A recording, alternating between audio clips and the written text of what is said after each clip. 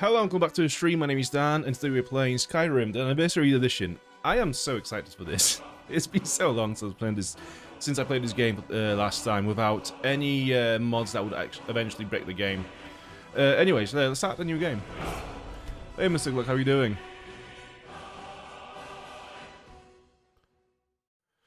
And the scrolls have foretold the black wings in the cold.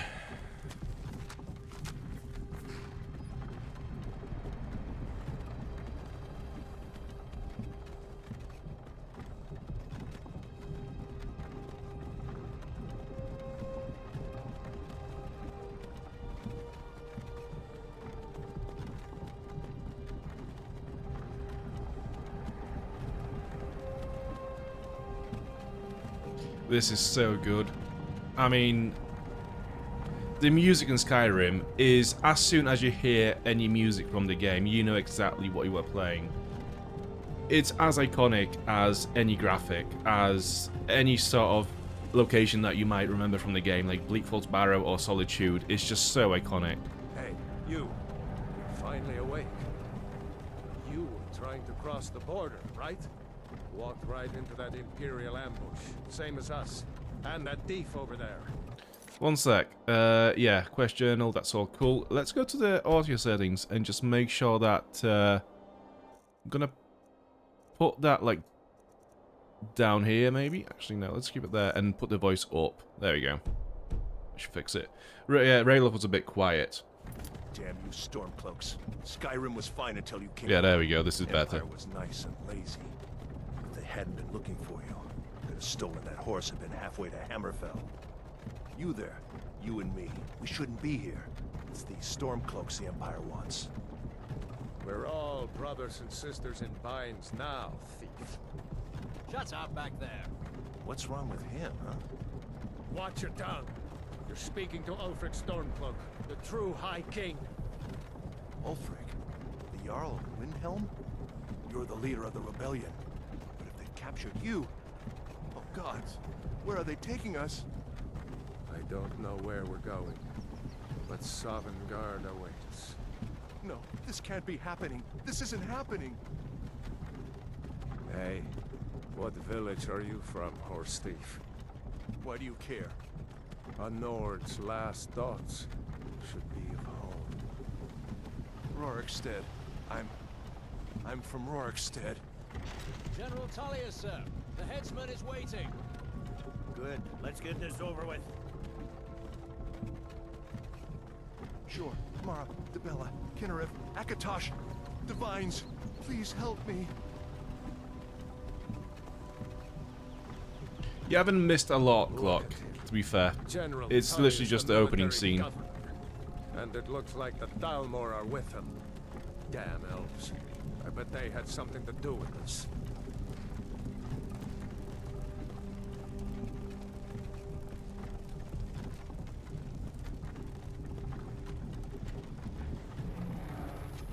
This is Helgen. I used to be sweet on a girl from here.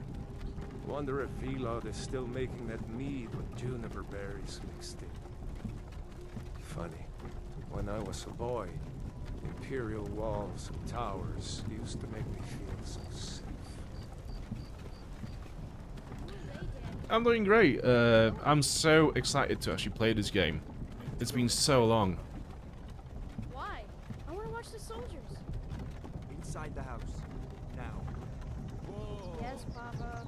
Get these prisoners out of the carts. Move it!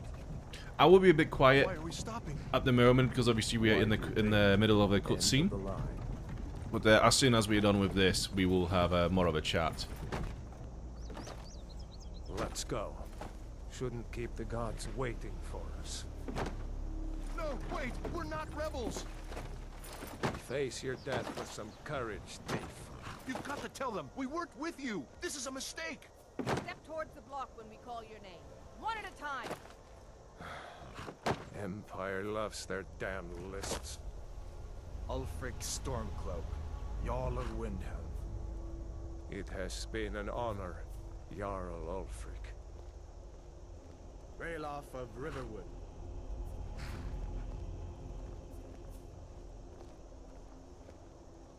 Draugr of Rorikstead.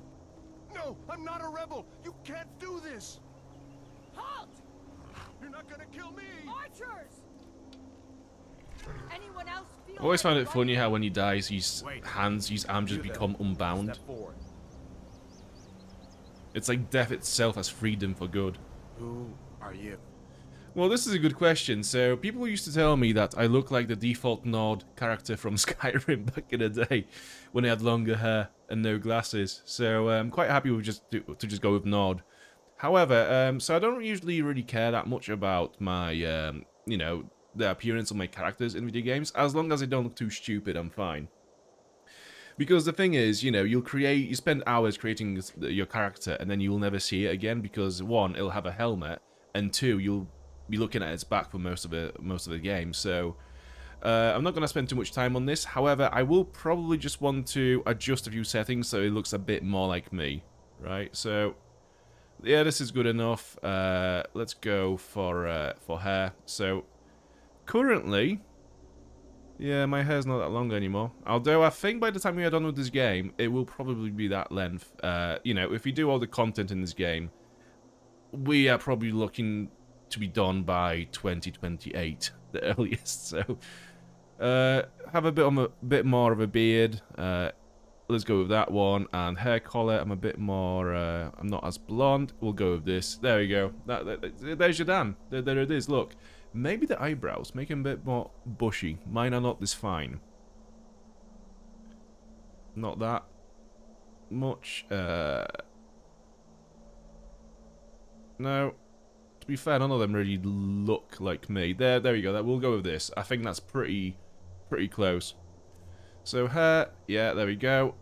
Cool, we are done. Finish and name your character. Yes. Obviously, we'll go with Questin Grindino?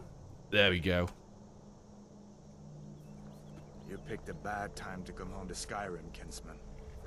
Captain, what should we do? He's not on the list. Forget the list. He goes to the block. By your orders, Captain. I'm sorry. At least you'll die here, in your homeland. Follow the captain, prisoner.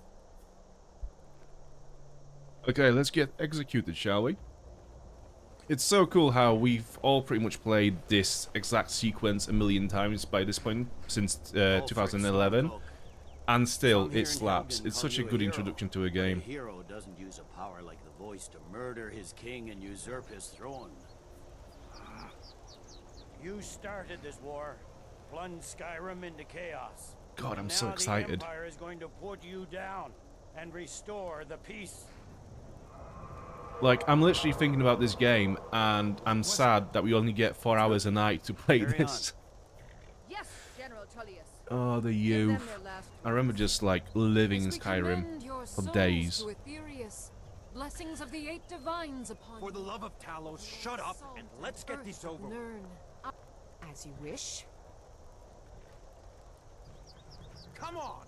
I haven't got all morning.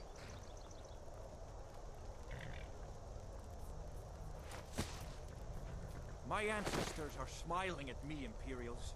Can you say the same?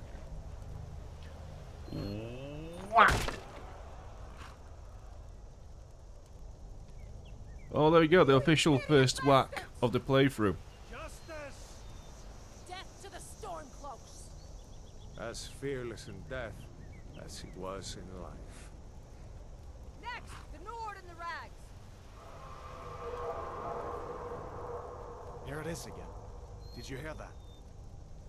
I said, next prisoner. To the block, prisoner. Nice and easy. And then the body that's just died disappears pretty much as we bend down over this. Oh no, it's still there. Okay. I don't know why. I remember this body being gone when you kneel down. What in oblivion is that? Sentries, what do you see? Dude, seeing this scene for the first time was... Oh my god, it was so good. When this game came out, it was so fucking good and so massive. I remember seeing the teasers for this game before it came out, and just seeing that you can wield a spell and a sword in both hands. at the same time without having to go between them like you had to in previous games. Massive. Jarl, look. What is that thing? Could the legends be true? Legends don't burn down villages. We need to move now. Up through the tower. Let's go. Let's go. Let's go.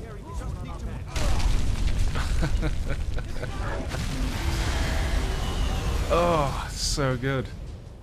It's like it's just pure cinema. This whole opening to the game is just cinema. Hammond, you need to get over here now. That boy, you're doing great. Torol.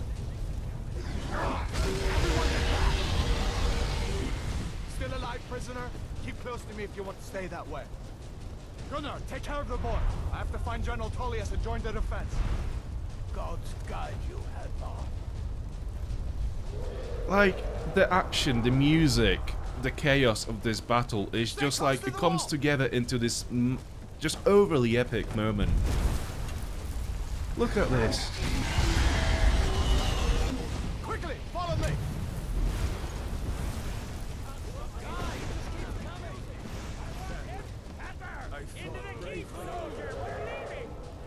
It's you and me, prisoner. Stay close. Like, there's absolutely no disputing that this is probably one of the most epic scenes in a video game ever. Also, if you stand here for long enough, the dragon will eventually kill us, I think. You just knocked us over with a shout. Yeah, if you stand here for long enough, I think you will actually die. Or is it in this little bit here? Out of my way. We're escaping. Before we actually go any further, let me just have a little look at... yeah, expert. There we go. That's it.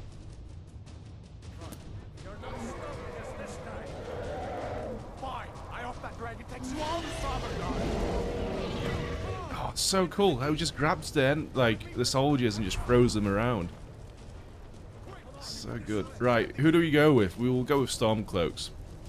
Actually, no, we'll go with the Empire. Let's go with Empire. You've never played Skyrim, Glock? Looks like we're the only ones who made it. Was Oh that my really god. The bringers of the end times? Oh my dude. Oh, you are in for a treat. Actually, do you know Let me what? see if I can get those bindings off. I know we'll be playing this on the stream, but just go and buy the game and need your play it hands for free. yourself. It's so good. Those Honestly. aren't going to cut themselves. It's one of those games that everyone has to play, I think, Take a at look least around. once. There should be plenty of gear to choose from. I'm going to see if I can find something for these burns. Right. So we can zoom out now. There we See go. if one of these chests has some armor for you. So, I'm just going to explain a couple of things. So, we are going to play this on the expert difficulty. So, how difficulty works in this game is essentially the higher you go, the less damage you deal, and the more health and the more damage the enemy deals to you. So, it essentially makes the enemies more bullet spongy and you easier to kill. So, the normal difficulty is Adept.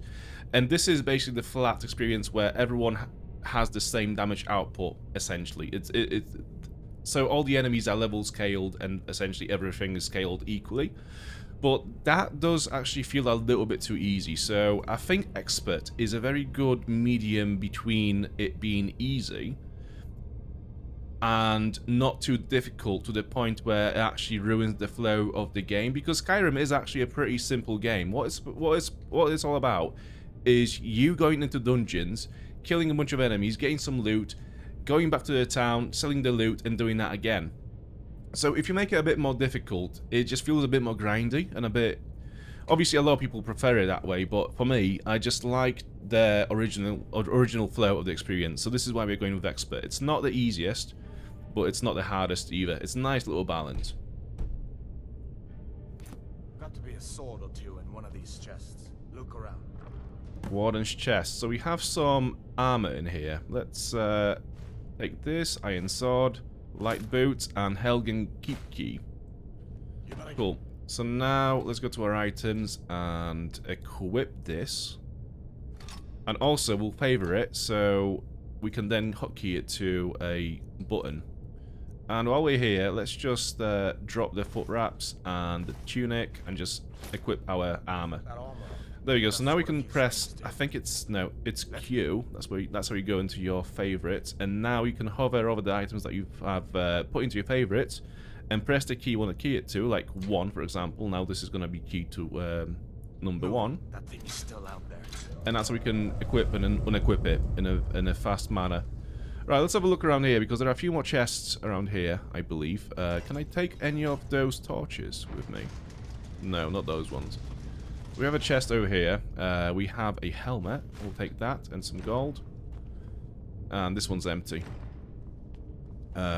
So on this table, there's always some gold on here, so we'll grab that as well. And I think this is it for this room. Alright. Before we go, let me just equip this helmet as well. There you go. Quick save. Oh, also, we have some spells. We do start with some spells. So I'm going to... So what we have at the moment is we have Battle Cry, which is exclusive to Nords. It makes your targets flee for 30 seconds. I'm just going to equip this anyways. And then we have Flames, which is a novice level of destruction spells. It deals damage. And then we have some healing as well. So let me just favorite the destruction spell. And we will hotkey this one to number 3. Yeah, there we go. So now we can wield our sword in one hand and spells in the other hand. Okay, let's see what's happening in here. Stormcloaks. Maybe we can reason with them. No, we can't. Whack!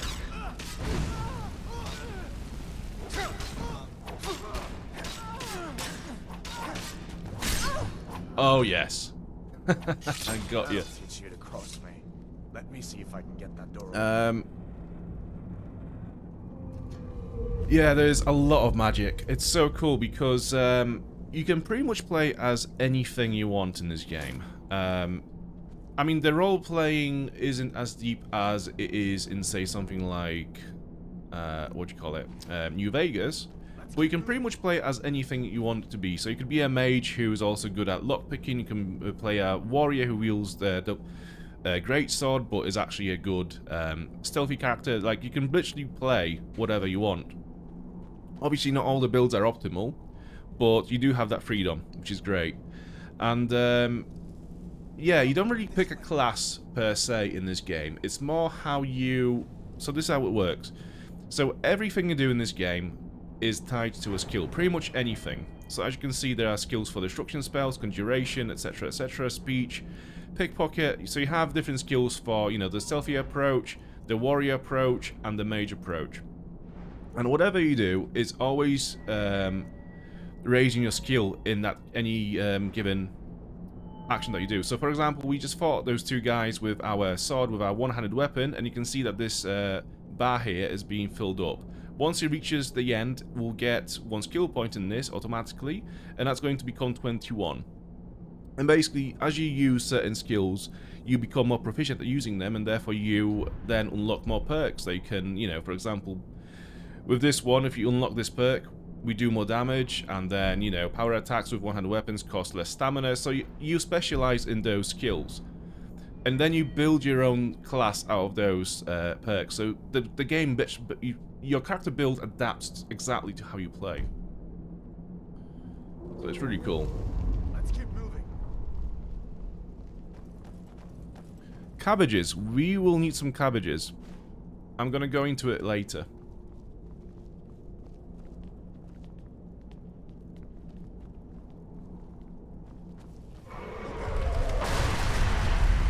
The dragon again is absolutely ruining the castle. Damn, that dragon doesn't give up easy.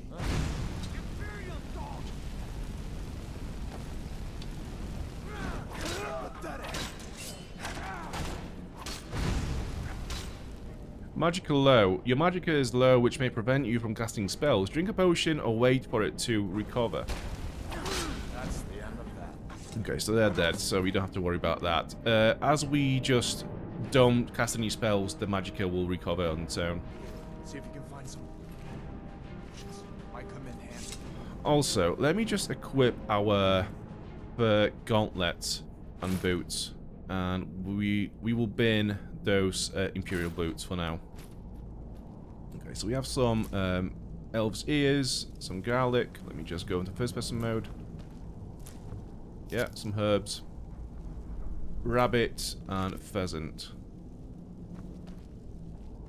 And on here we have bread, magicka potion, salt pile, healing potion, and some wine. We can sell that later, actually. There's some gold over here. Right. Altar wine. We can sell that as well. Another wine. So I'm just collecting all the wines because then we can actually go to an inn later on and just sell those wines for some profit. And here we have a bunch of potions that we will take. Take all.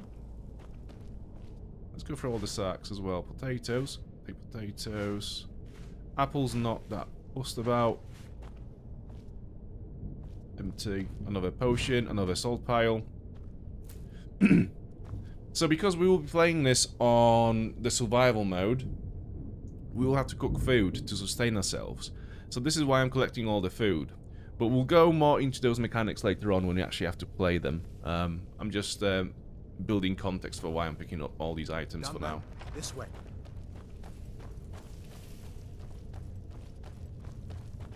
The torture room. Gods, I wish we didn't need these. Come on.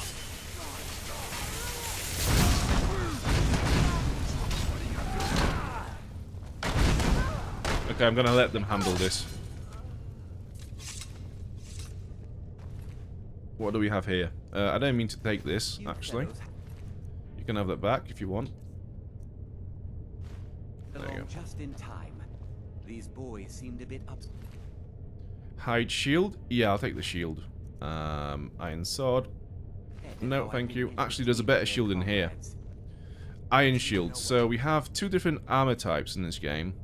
One of them is light armor, and the other one is heavy armor. So we have hide shield, which is light armor, but we won't be using light armor in this playthrough so much. So I'm gonna drop this, and we have an iron shield, which is heavy armor. We will favorite this and key it to number 2. So now, instead of having our spell, we have a shield. Please, don't make up nonsense. Although, come to think of it, I did hear some odd dagger noises coming from over and a brief history of the Empire. Let's take it for now. We'll have a look at it later, and some lockpicks as well. Didn't you hear me? And then we have the second part of the history of the Empire, so we'll take that and we'll have a look through it later on as well. So I do actually want to take some time and go through the books at some point in this playthrough, because there's a lot of lore to be explored in this game. The Book of the Dragonborn, so this is going to be a quite key bit of information about who we are as well, so we'll read it later on. See if you can get it open with some picks. We'll need everything we can get. Okay. Sure. Take all my things, please. Grab what you can and let's go.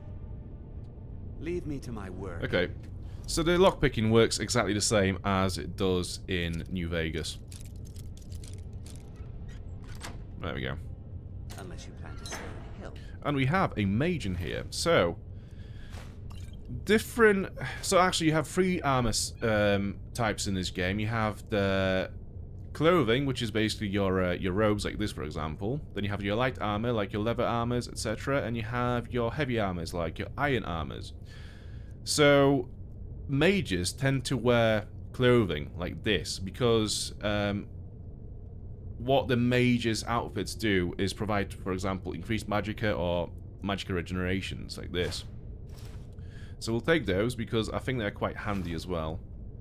And we have a Spelltome Spark. So this is how you learn spells. So we've just found this book. And lighting that does 8 points of shock damage to health and magicka per second. So how we learn spells in this game is we basically read those tomes. So if I read it now, we've learned sparks. There's some gold and a potion as well.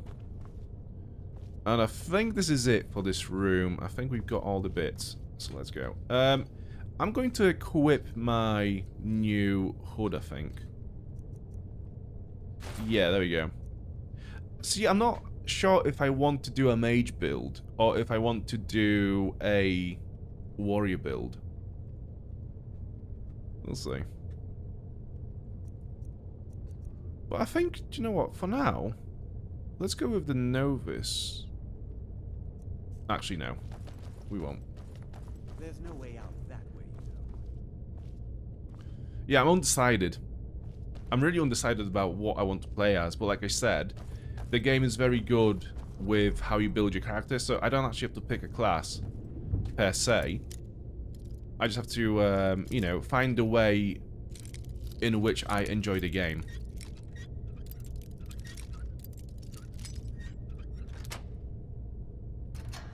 Okay.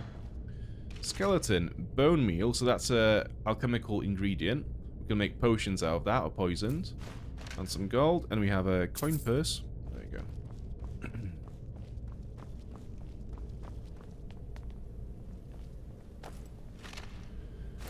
More skeletons. A dead soldier.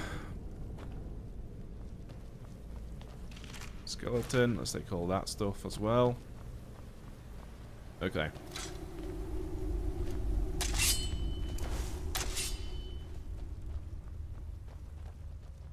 Where in Oblivion are we supposed to go? Where's the way out? Get them!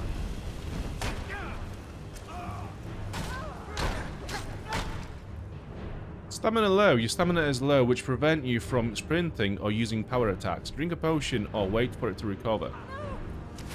Okay, so I'm gonna just let them deal with the soldiers for now because I'm actually very weak and I constantly run out of magicka and stamina. But what we can do is we can go this way and just set the oil on fire on the floor and kill this guy with oil. And then hopefully this guy's gonna walk into it as well.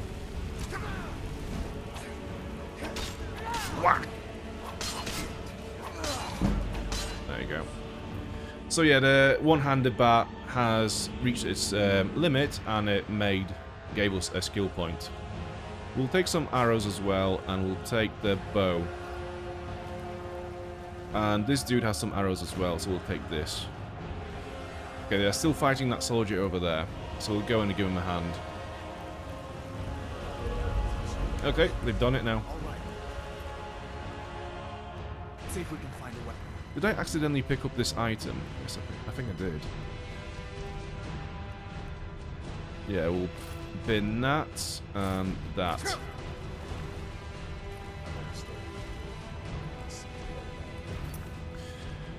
So, I think the audio is a bit loud. Let's turn it down a little bit. Or maybe just the music. Like, over there. That should be fine. Good luck, you two.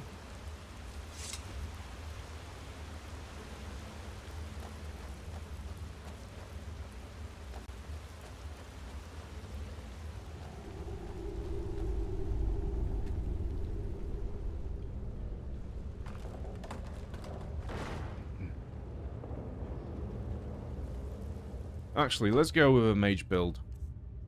So we'll swap our armor with the robes. So now our magicka regenerates 50% faster, so we can do more spells in combat. And yeah, we'll just equip our sword and the spell. There we go.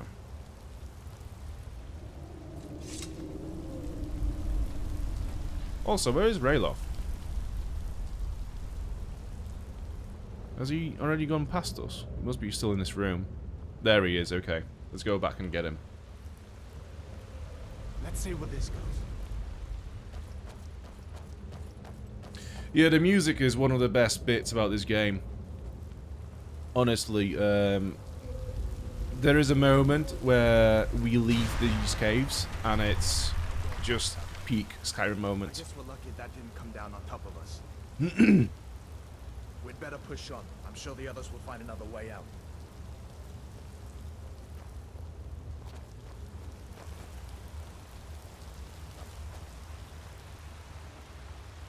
go this way.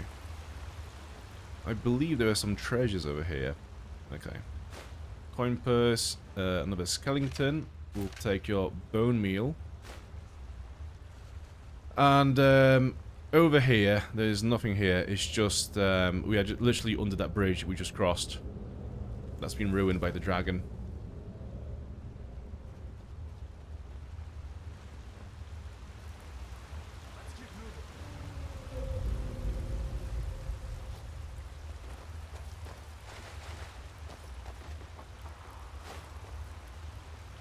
That doesn't go anywhere.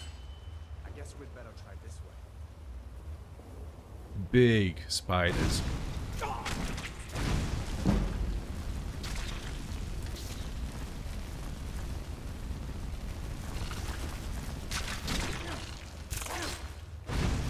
That's the end of that. Oh shit, I'm poisoned. What Right, okay. next? Giant snakes.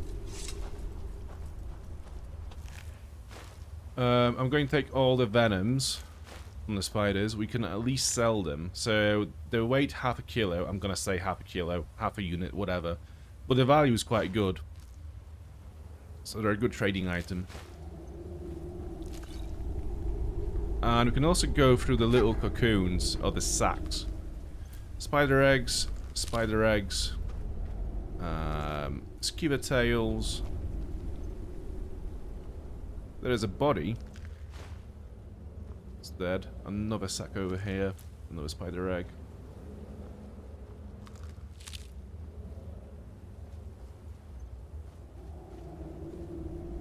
Okay.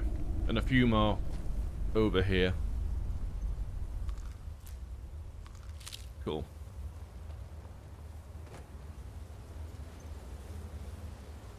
This looks like the way. Does it? Wow. So observant. Okay, the skeleton doesn't have anything. Do we have anything up here? No. Hold up. There's a bear just ahead. See her? I'd rather not tangle with her right now. You might be able to sneak. Well, I would, so let's give it a go. Whack!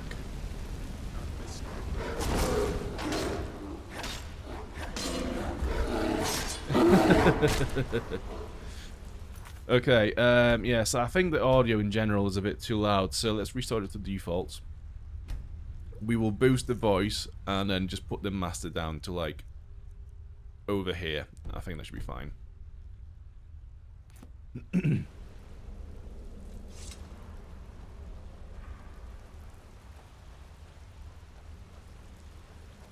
I'm still not sure what I want to do for my class.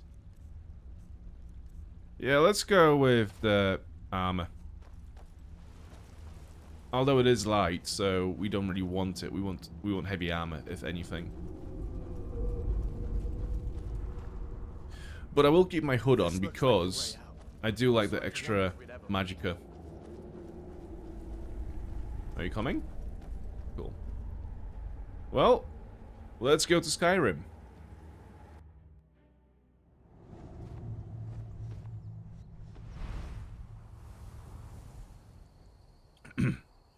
Survival mode.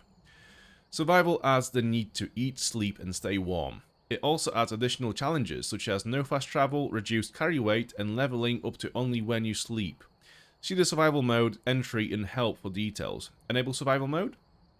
You can enable or disable survival mode at any time from the gameplay settings menu. We will enable it because I think it's pretty cool. So this survival mode was only added after the game was released. I think it came out as one of the additional gameplay mechanics in the anniversary edition. So when I first played this game, when it came out in 2011, I've played it without. So actually, just to have a brand new feel to the game, I will actually go for the survival mode. It adds more depth, I think. And again, I want to take all my time with this playthrough, so the no fast travel thing as well is going to be cool. But I don't think we should stick around to see if he comes back. The closest town from here is Riverwood. My uncle's the blacksmith there. I'm sure he'd help you out. It's probably best if we split up. Good luck. I wouldn't have made it without your help today. So this right here is just peak Skyrim. Just listen to the music, look around, and just like see the mountains, the snow, the trees, and the Bleak Falls Barrow over there, this tomb over there. Like, if you play this game at least once and you find yourself in a situation, you know exactly where you are. It's just so good. It's just engraved in your memory, in your brain, this moment. It's just masterful. We have Mojave Ranger. How are you doing, dude? You all good? Have you played Skyrim before?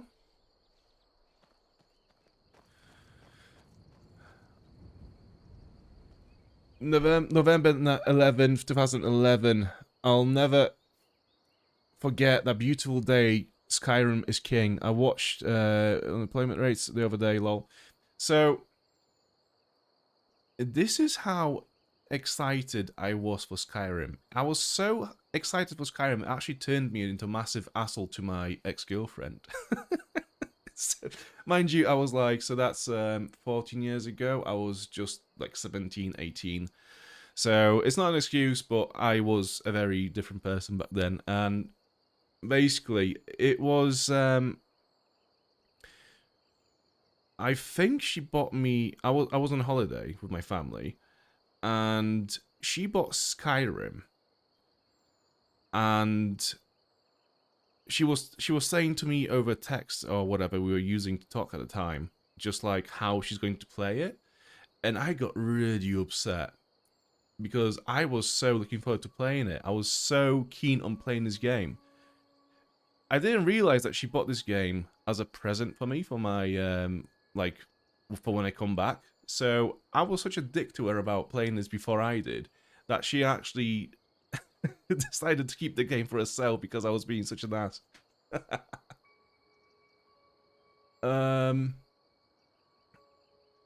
Yeah.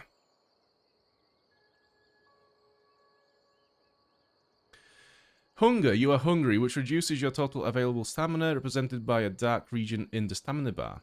Hunger also affects how quickly you can attack with weapons. Eat food to reduce your hunger. Cooked meals are significantly better at restoring hunger than raw, uncooked food. Eating raw meat may lead to contracting food poisoning. Yeah, okay, so we are hungry. We don't actually have any proper food on us. However, what I will be trying to do currently is we'll keep our eyes out, keep them peeled for little flowers like this, because we will actually be using them to craft some potions later on. We could really use someone like you. And if the rebels have themselves a dragon, General Tullius is the only one who can stop them. Also, one sec.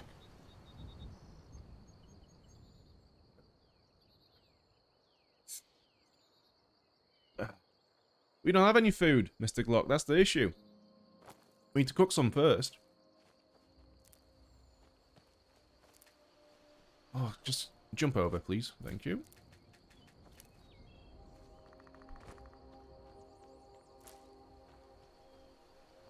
Alright, are we going then?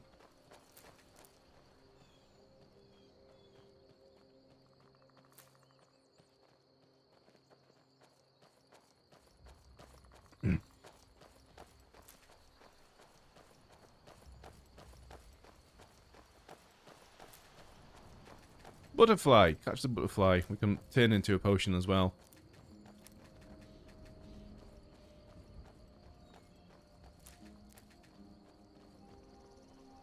See that ruin up there? Bleak Falls Barrow. When I was a boy, that place always used to give me nightmares.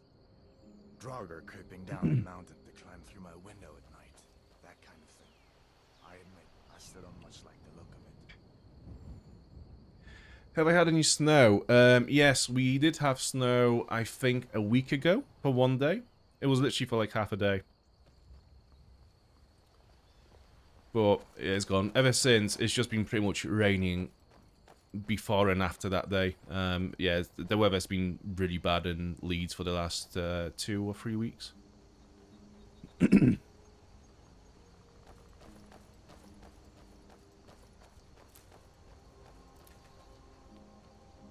are the 3 of the 13 ancient standing stones that dot Skyrim's landscape. Go ahead, see for yourself.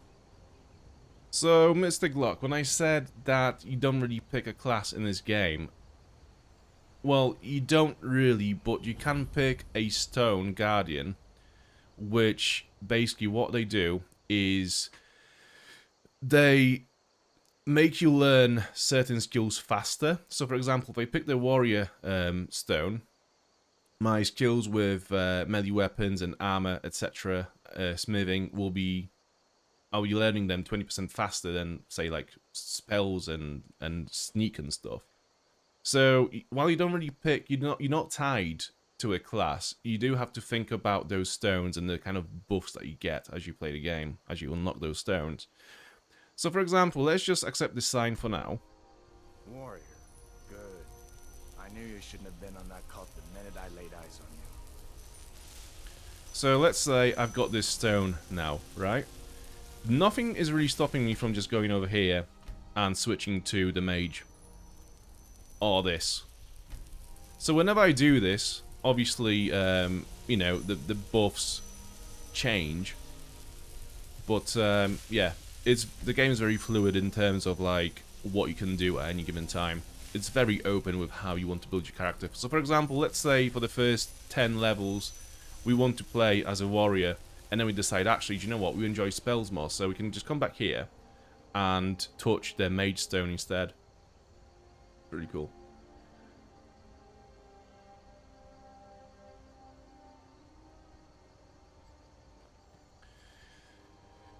Yeah, it's freezing in the morning. So like yeah, we've had our heating on for the last 2 weeks now, pretty much non-stop, because it is turning into that weather now. I did play Oblivion Remastered a little bit, but it just didn't really click. I don't know, like, Oblivion was cool when it came out, and I did play a lot of it, but it doesn't really click with me as much nowadays as, say, another playthrough of Skyrim does, you know? So, it's not like my poaching is hurting anyone. The Jarl can hardly eat every deer now, can he? So I'm going to steal your money. Oh, a fishing map. Falkreath. Okay, so we have a map of a pond with some fishing spots. Cool, let's take it. And a chest. What do you have? Oh, this is good. Oh yeah, we're taking it. Right, let's switch our armor to this iron armor. And we can throw this away. There you go. Yeah, this is cool. You dropped some armor over there. Don't suppose you'd mind if I took it. No, go for it. You dropped some armor over there. Don't suppose you'd mind if I took it. So I think if we actually let her take it, she will put it on. That's great. I owe you one. Thanks. Let's see. Is she going to wear it because it's actually stronger than what she has currently? No. Okay. Well, do you mind if I take your cooked brook bass? I'm going to take it anyways. And I'm going to eat it too. Where is it? Food. Restore 5 points of health. Restore 220 points of hunger. Oh yeah. We are well fed. Good. So a fishing rod and a book. Line and lure. So one of the things that the Anniversary Edition introduced as well is fishing, which is one of their Creator Club mods that you get in that edition. So this is how you start your experience with fishing. You read the book and you get the fishing rod and you can go out and start fishing and get some food that way. So let's go through this. Line and Lure by Alan Seabird. My name is Alan Seabird. My fame, or lack thereof, is irrelevant. I am not a writer, as it is so happens my wife gave me this quill when I retired. She called it a gift. To me it is a burden, but I suppose many teachers feel the same weight. If I were to walk the bridge to Sovngarde, I would take all my knowledge with me. Had lessons learned from decades of fishing, the waters of Skyrim. In my life, I've fished in the waters open and deep, amid storms no mortal dare brook. I've ventured down bottomless caves and challenged the monsters of the deep with my hook. I have seen them all, and caught them all, be it fish, monster, or boot. With this guide, I will teach you how to do the same. Yeah, Mojave Ranger. So when they released the anniversary edition a few years ago, it added a bunch of stuff like the survival mode, fishing, and a bunch of actual like content. Mind you, obviously none of those things were created by Bethesda. They just reused some of the mods that they had on the Creatives Club. But it's a. I remember buying it because it did seem like a very well curated mod pack. That it just felt like a good expansion to the game, really. So unlike the Fallout 4 Anniversary Edition, which mostly just has a bunch of cosmetics, this actually had a lot of gameplay changing mechanics. Chapter 1, The Rod. Just as a warrior needs a sword and a blacksmith a hammer, the first thing any aspiring fisherman needs is a rod. You can find one at a general goods store or left behind on boats and docks by other fishermen that have came before you. When you obtain one, wield it like you would a weapon, swinging it this way and that. Get a feel for its balance and weight. It must become an extension of your body and mind. Yeah, to be fair, like, I think this edition was the very first anniversary edition that they've done, and it seemed like this was a good way to kind of keep Skyrim fresh over the years. You know, it was definitely much better than the special edition they've done before that. But yeah, now it just seems like they expect the fans to always be buying those anniversary editions, and the quality, the level of standard from Skyrim to Fallout 4 has dropped so much. It's just a bit scary, really. So yeah, I'm definitely not gonna buy the Fallout 4 one. That's for sure. Supplies. Once you have a rod, you will next need supplies. This includes bait and other essentials to capture the fish once it's been reeled close to the shore. However, you need to not bring your own. It is customary in Skyrim to leave fishing supplies by waters where the fish are plentiful. To find a set of fishing supplies is to be met with a greeting, a hearty hello from one fisherman to another. When you are done, you will leave these supplies for the next fisher. Such is the way. Chapter 3, Casting the Line. When you are ready to fish, bait your hook using the fishing supplies, then cast your line with vigor and allow the hook to sink below the surface. The art of fishing is one of patience and focus. In particular, it requires the concentration of two senses, sight and touch. You might ask, how can one know if there are nearby fish for the taking? It is no different than the way moths are drawn to a flame. When your bait lands on the surface of the water, nearby fish will excitedly converge. The ripples on the surface will quickly announce their presence. This is very overly dramatic, this book. I just want to know how to fish. Watch for these ripples carefully. The more the water stirs, the more plentiful the number of fish. In contrast, a quiet surface when your line hits the water will tell you there are no more fish to catch and you must return in a day's time. In time, you will learn to tell fish apart based on the tug on your line. You will know the difference between a river Betty's curious nibble and a carp's eager pull. Chapter 4. Reeling it in. When you have hooked your fish, the time for patience and serenity is over. Now come the throes of war. Wow. Your fish will thrash as it fights for its life, but you must keep your grip firm and your mind focused as you reel your line and pull in your catch. Okay, I'm gonna stop now because we'll be here forever. I'm gonna take this book though and take the fishing rod. Okay, so let's equip the rod. We'll give it a go. Let's see how it works. While fishing, press activate to reel in your line. Reeling when there is a strong pull on your line will reel in your catch. Ripples on the surface when casting your line are from nearby fish. If the water is calm when you cast your line, there are more fish to catch there. Catch here. Fish will return in a day's time. Drop some armor over there. Don't suppose Okay. you mind if I took it? Nothing bit yet, I don't think. Beg pardon. You dropped some armor over there. Yes, I know, just grab it. Shut up. Took it.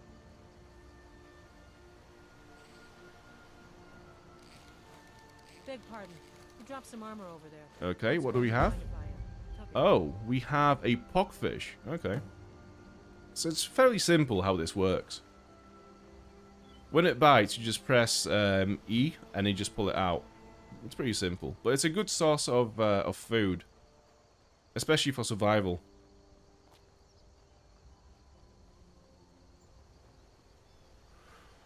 Yeah, so Fallout 4 is like Pip-Boy collars. Cheeky, you can only add like 5 quid at this time. Yeah, it's... And you know what's the... Like, I don't even mind cosmetics. Like, it is what it is, whatever. It's not for me, but...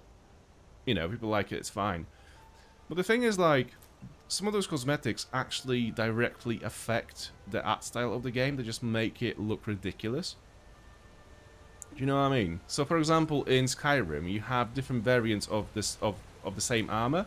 So I think like this anniversary edition adds more variants of the like iron armor or whatever. But it still looks like something that would exist in this game, where some of the cosmetics in Fallout 4, they just look a bit silly.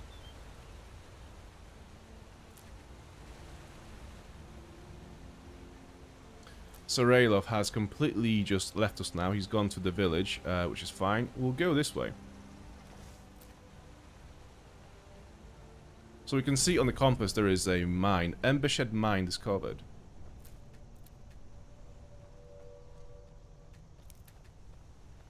And we have a bandit. Yeah, I bet it is.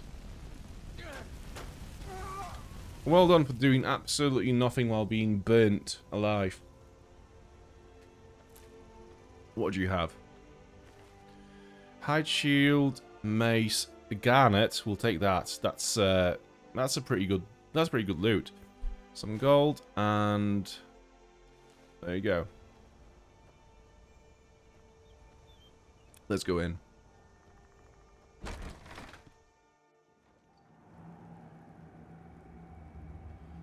So in here, we can actually collect those torches, which we will need. Because... Oh, we are still carrying my fucking fishing rod. There you go, that's the sword. So, when you get cold in this game, you can actually equip a torch and use the flame from the torch to keep warm. So we do need those. And also it's a good source of light. Until we get our spell for light. Whack!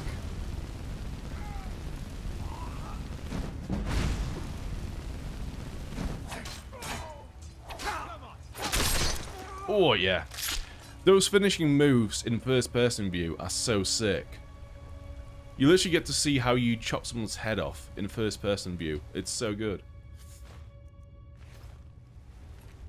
Steel sword. Okay, we'll take that. That's better than our current thing. Red apple. Yeah, why not? We might need it at some point. Also, fur armor. Yeah, we'll take it. Because we'll need it later on when we get colder. We might have to put it on just to keep warm. Let's bin our iron sword for now and equip the steel sword. Favorite it. And key it to number 1. Wait, did I just bin my shield by accident instead?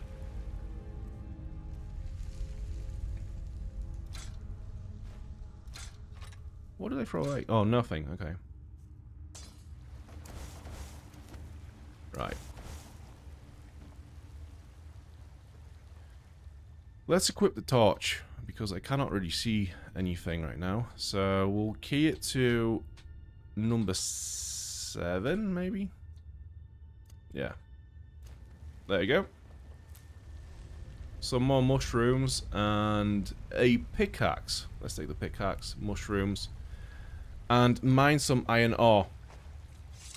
So we can mine the ore to get, obviously, some more iron, which we can use to either make our armor more powerful or craft new armor pieces. And that obviously makes your smithing skills level up.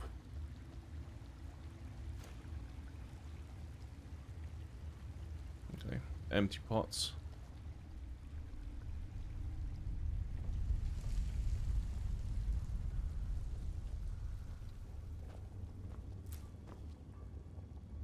Skellington with some money and a journal. They've had me working down here for days now. It's not the time that's getting to me though. It's the tunnels. I've told them countless times now to add extra support to the weak sections of the tunnel. If only we had more of those wooden beams that we reinforced with bronze bottoms. Honestly, if I hear the earth shift one more time above my head, I'll be so stressed I may stop drinking for good. I mean, what's a Nord without his mead? We'll leave it there.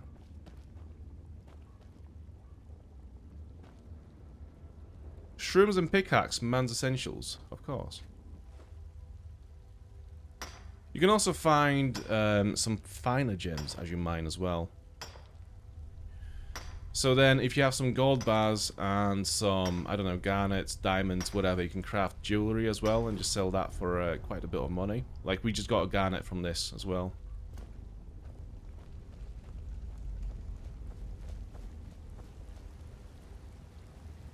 There's a switch, some more wine. Okay. Quick save.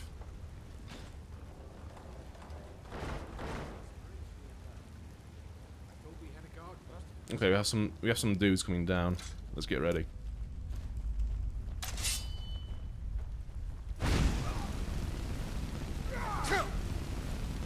That was a good whack.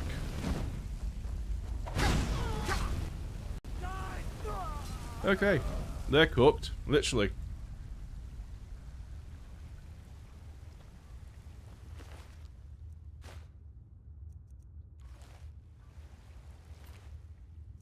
And shield gold. Actually, do you know what? I'm gonna take this ale just in case we become mages. I think ale is used in like one of the best foods for mages. So we'll keep a stash of those for now.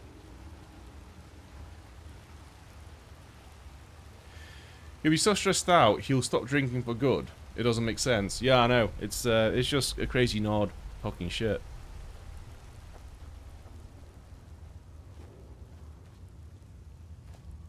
Ooh, spell tome, clairvoyance. Okay.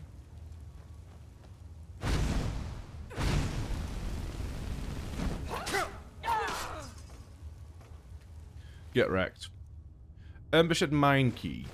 Some gold. Copper and onyx circlet. Okay, we can sell that for some gold. Cool.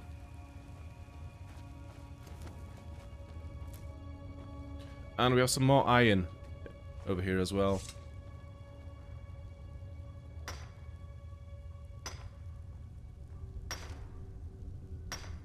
I need to find that spell for light as soon as. It's a bit of a pain in the ass when you have to hold the torch in one of your free hands instead of a spell or a shield.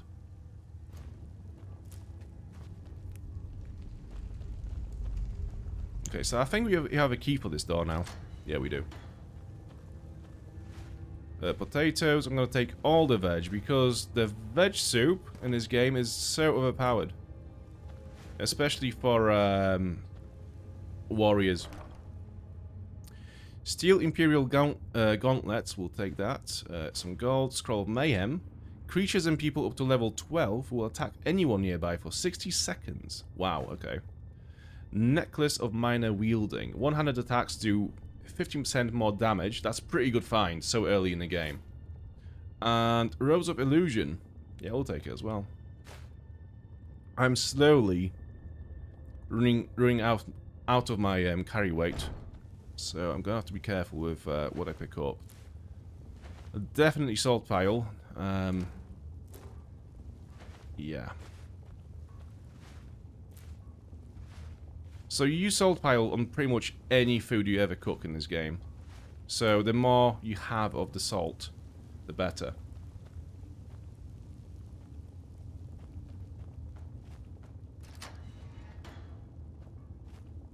Okay. Let's just go through our inventory for now. What do we have? Pickaxe. Yeah, all this we will need. Apparel. Put this on. Put this. Oh, actually, these provide pretty good warmth. I'm gonna. Do you know what? Currently, I don't think we are cold, so I'm gonna put these on instead.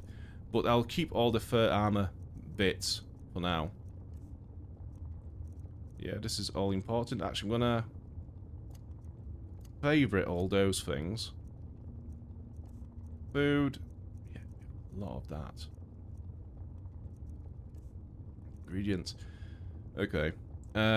So alchemy is quite funny in this game. So you find a lot of ingredients like these, like the butterfly wings or some flowers, etc. And the way you craft potions, you basically match different ingredients that have the same proportions. So for example, if you have something that restores stamina, you want to put it in the same potion as something else that also restores stamina. That's how you get the effect. So currently, we don't know what any of those items do. One of the ways to learn what they do is to literally just eat them straight from our backpack. So we've just eaten one of those, and we know that this is going to resist frost. Now, because we haven't got a perk in the alchemy skill tree, we can only learn one effect for each item. There's another... there is a perk that basically makes you able to learn 2 effects on any item, but that's way, way into the future. So for now, all we can do is just eat those bits and see what they do. So some of them will literally be poisonous to us, but I don't think they'll be strong enough to actually do anything serious. But we have to be careful, just in case. So damage stamina, so we can see that some of those are potentially good for poisons. I'm not going to eat salt. Actually, well, let's eat one. Weakness to magic, okay. Salt is mostly for cooking, so we'll leave it there. Restore magicka, stamina, stamina, weakness to fire, resist poison. I think by mixing garlic and bread, you get garlic bread, which basically cures your illnesses in this game. Right, so now we know what a lot of those things do. And I think, as you eat them, your alchemy skill also develops. So let's have a look. Where is it?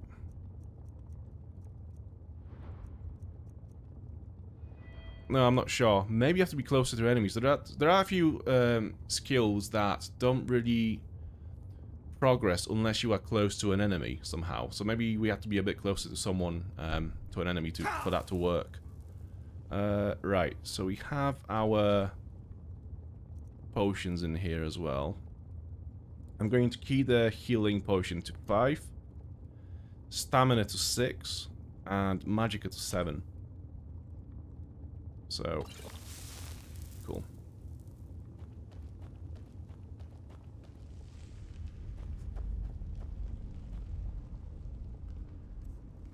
So we have more iron. Let's see if we can get some more.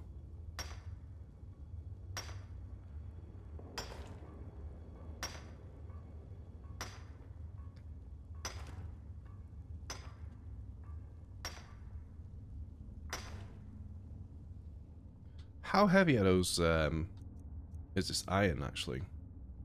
Is it in miscellaneous? Yeah. Okay, so they all weigh 1 weight each. Okay. So currently they're taking quite a bit of our inventory. So I'm going to stop picking them up. Also, we do have a bow. So let's show Mr. Glock how the stealth archery works in this game. So just like in Fallout, when you hit someone from sneak, if you do a stealth attack, you get a multiplier on damage. So being a stealthier archer is one of the most broken builds in this game because you can literally just do so much damage. And it's so easy sometimes to stay in stealth as well. Someone there? Fuck. Fuck. If only my aim was true. Yeah, that's good. I mean, people shit on stealth archers, but they are good. Absolute solid.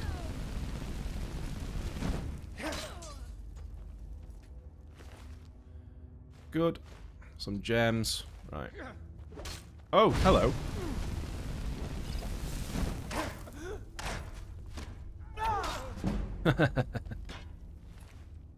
Steel battle axe. That's pretty good. We haven't got space for it though. Okay, you, my dude. Get our shield up.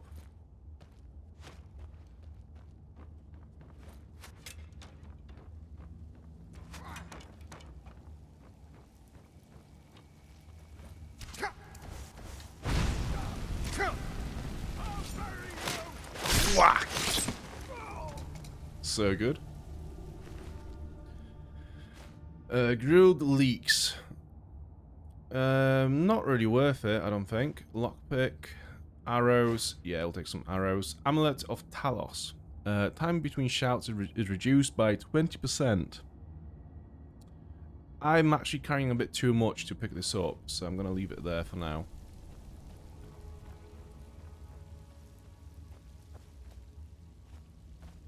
What do we have over here? Some bread, potato, wine. A bunch of food. It's a shame we haven't got any more. We can't carry much more than this.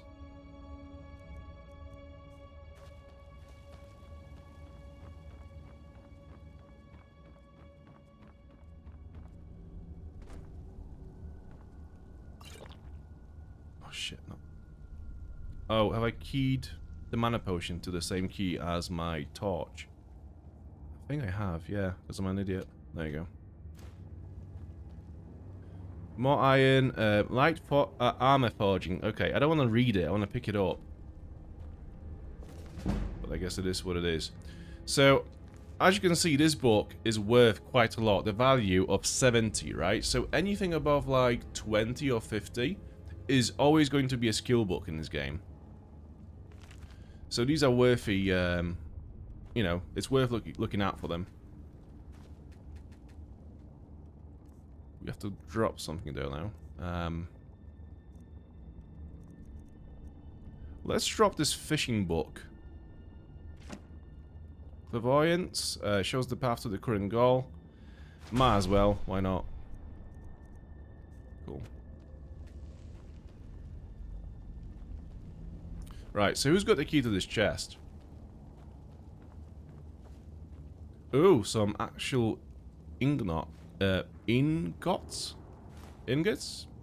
How do you pronounce them? I'm not sure. So we have a forge here. I think we might be able to actually make our iron armor a bit stronger. Oh no, we need some more stuff for it. Yeah, we need some leather strips to empower it. Right, we need to drop some stuff though. I'm gonna drop the bow for now, along with the arrows, all of them. Yes. There you go. I'm going to try not become a stealth archer in this playthrough.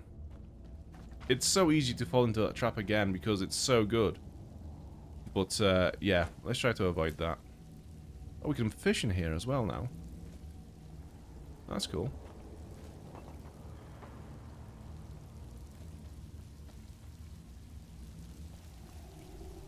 Do we have a treasure behind the waterfall? No, we don't. Although if you go up, I think there's a passage there.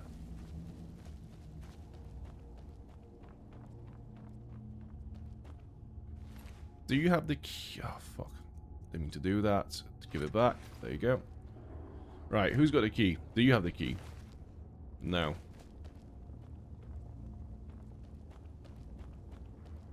It must be further down the cave. Let's go.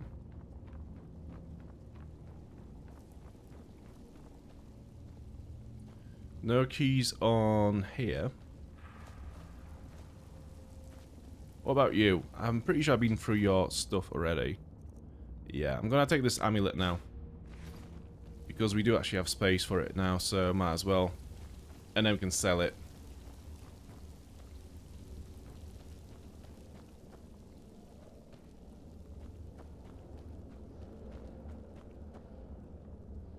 Hang on a minute, I'm sure I've missed something in here. I'm sure there was a chest here somewhere. If I jump down... Yeah, this is it, yeah. Here we go.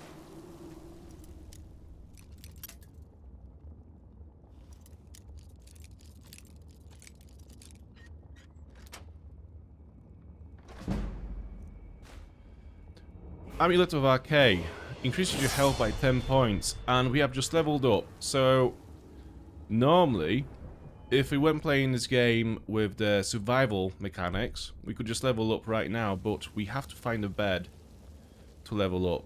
So, the survival mode basically makes your leveling up experience the same as it was in Oblivion and Morrowind, where you cannot level up unless you were sleeping. Which I think is pretty cool. I've always liked that mechanic. It makes sense, right? And here we are. Where exactly are we? Okay. So we've entered this way. And we left this way. I don't think there's much in between those locations, so we can just go straight to Riverwood. And I like how this game also tells you when you've cleared a location, you know. So we just finished New Vegas. And in that game, as far as I know, there's no way to tell which locations you have cleared. And once you've explored most of the map, it kind of becomes difficult to tell exactly, you know, where you have been and where you haven't been already. Or rather, not where you have and haven't been, it's where you've been and completed the location.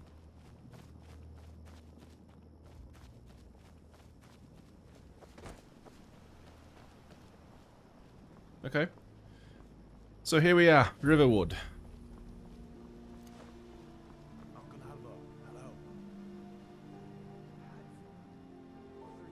Some nice people living in the Riverwood. Sven? You look like a traveler. Someone that has seen faraway places and heard new stories. Yes, I saw a dragon in Helgen. Truly? So maybe my mother isn't crazy after all. You had best tell the Jarl in Whiterun. He needs to know about this. You and Faendal both like the same girl. I don't know where I would have heard it from at this point, but yeah, let's go with that. Camilla Valerius knows I'm the best man in Riverwood. That elf is kidding himself if he thinks she would choose him over me. I've seen him sneaking over to the Riverwood trader to speak with her when I'm not around. He's wasting his time.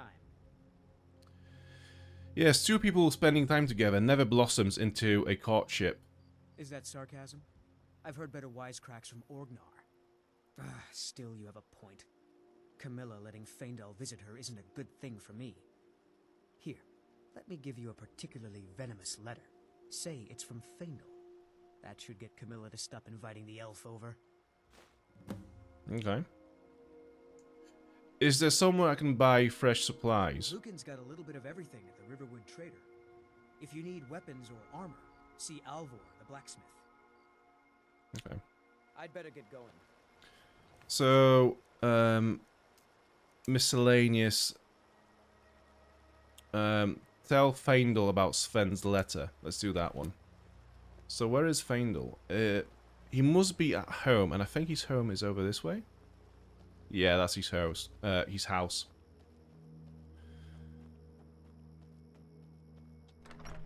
And luckily, it is unlocked. Let's have a chat with Faendal. There he is. Riverwood's agreeable enough, I suppose, for a Nord village. Sven wanted me to deliver this letter to Camilla, saying it was from you. What is that blowhard up to now? So, he thinks he can turn Camilla against me. two can play at this. Here, give this letter to Camilla and tell her it's from Sven. Let's see what she thinks of him after reading that. Okay, so basically, we have two dudes who like the same girl, and to get to be her preferred man, they both want to basically lie to her with fake letters. Can we read those letters? We can read at least one, I'm pretty sure. It's in the books. Right. Faendal's fake letter to Sven. From Sven. My dearest Camilla, I yearn to have you as my own, washing my linens and my fine blonde hair, to cook my dinner from my stove, and tend to my house while I wander. Yours truly, Sven. So basically, we made Faendal has made Sven look like a little child. He was looking for a mother rather than a partner. So Camilla works at the Riverwood Trader. So let's go inside. Well, one of us has to do something. I said no. No adventures, no theatrics, no thief chasing. Well, what are you going to do then, huh? Let's hear it. We are done talking about this. Oh, a customer. Sorry you had to hear that. Okay, Camilla. Maybe you could talk some sense into my pig-headed brother. I have a letter for you from Sven. Another poem, I bet. He does know how to make a girl blush. What's this? If that oaf thinks all I'm going to do is stay in that filthy house of his and clean, You can tell Sven that he already has a mother. I'm not speaking to him anymore. Alright then. Okay. Let's go back to Faendal and tell him what we've done. There is a level up available. There is a plan for this, Mr. Glock. There is a plan.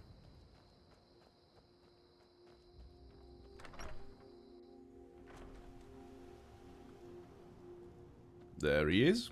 Let's tell him the good news. Riverwood's agreeable enough, I suppose. Yeah. I don't think Camilla will be spending any more time with Sven. I appreciate your help. Please, take this. Some gold I've saved up from working at the mill. Follow me, I need your help. Lead the way. So now, Faendal is our companion. So basically what happens is, depending on who you help in this little quest, the person that you've helped will become your companion. So now, Faendal will follow us around.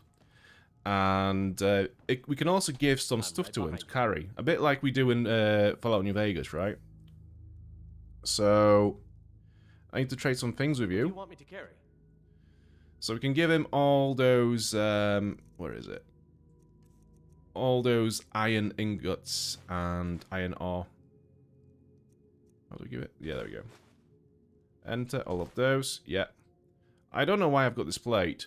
But anyways, yeah, so we can now carry all of our stuff. No, not all of it. There's a limit. He's also an archery trainer. So we can ask him to teach us archery. We can do that in a minute. But because he's our follower, his house is basically our house now. So what we can do, we can go to sleep in his bed without having to pay for a bed in the local inn. So let's sleep here for like 10 hours. So at the end of this, we should level up.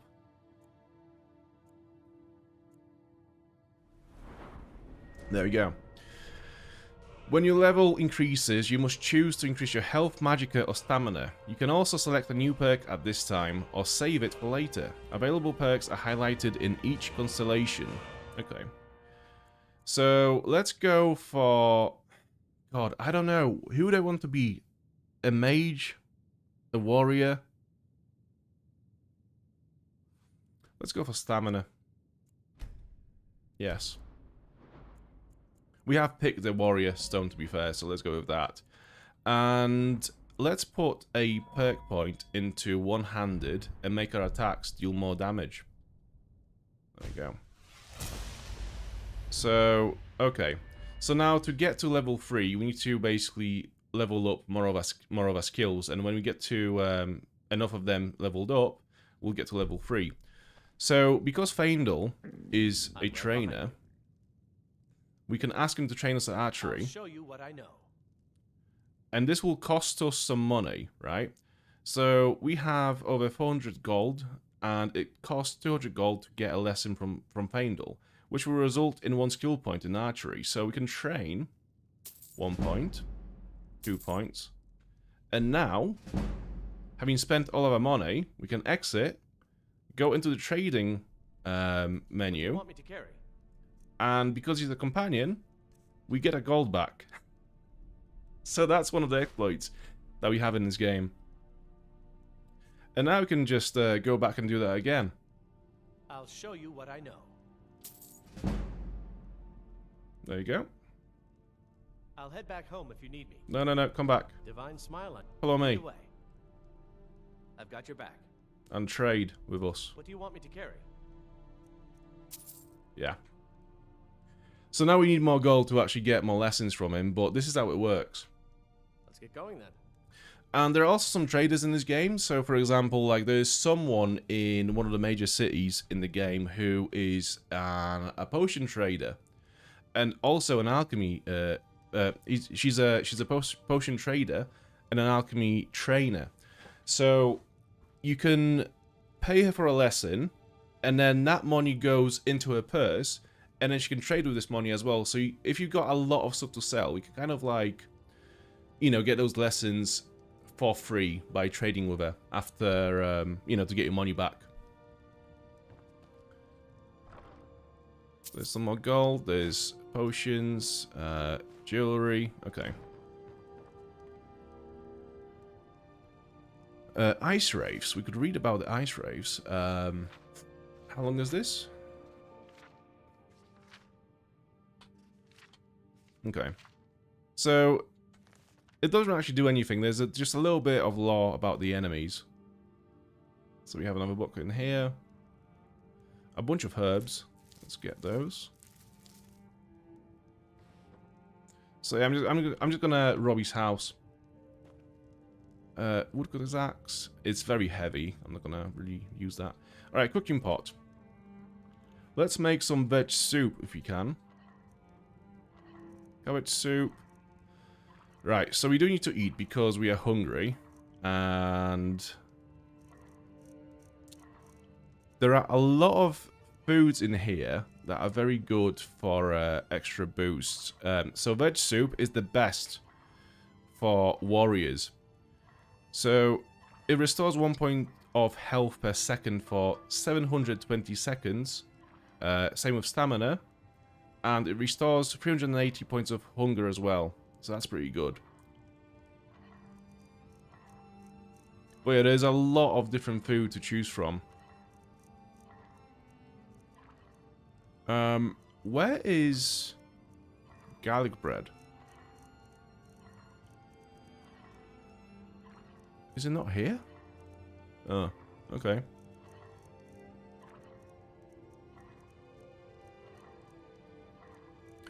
Hot veg soup. Oh, this is the one that we actually want as well.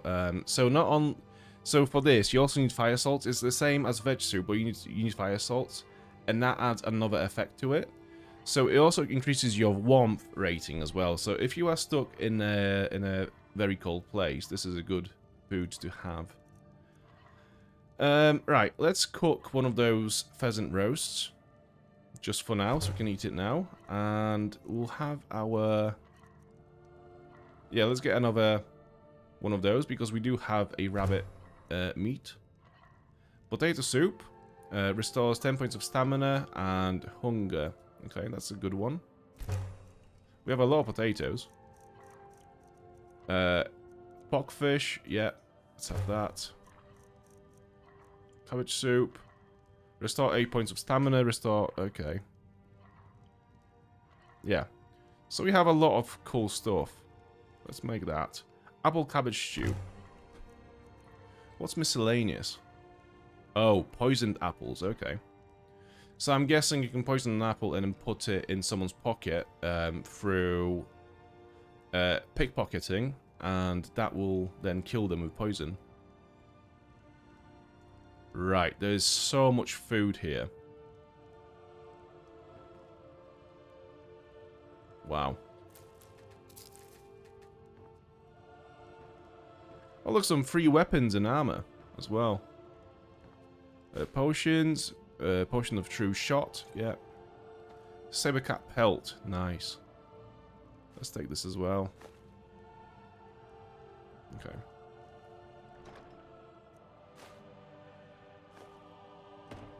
So I think we have enough items now to actually upgrade our armor as well.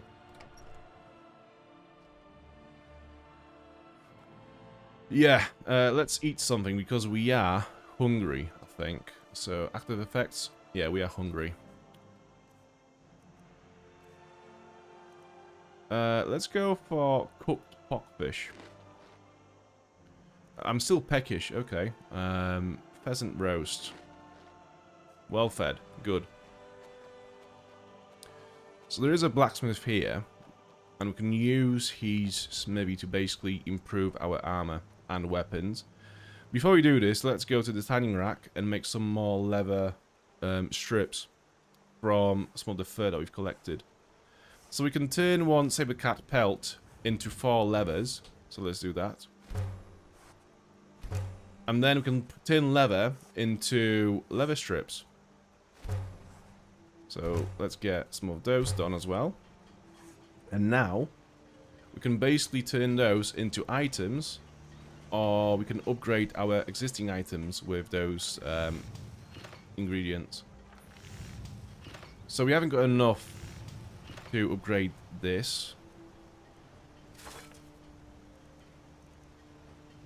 No, that's not how you upgrade. I forgot. You need to go to the workbench to do that. Right. So we can upgrade our fur armors with leather. But what I actually want to do is to upgrade our shield.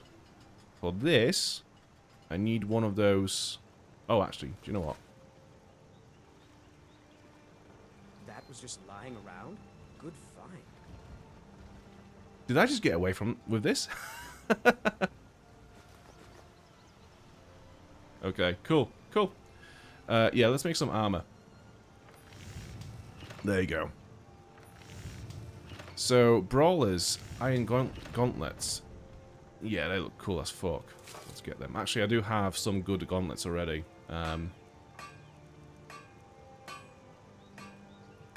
Iron plate armor. Nice.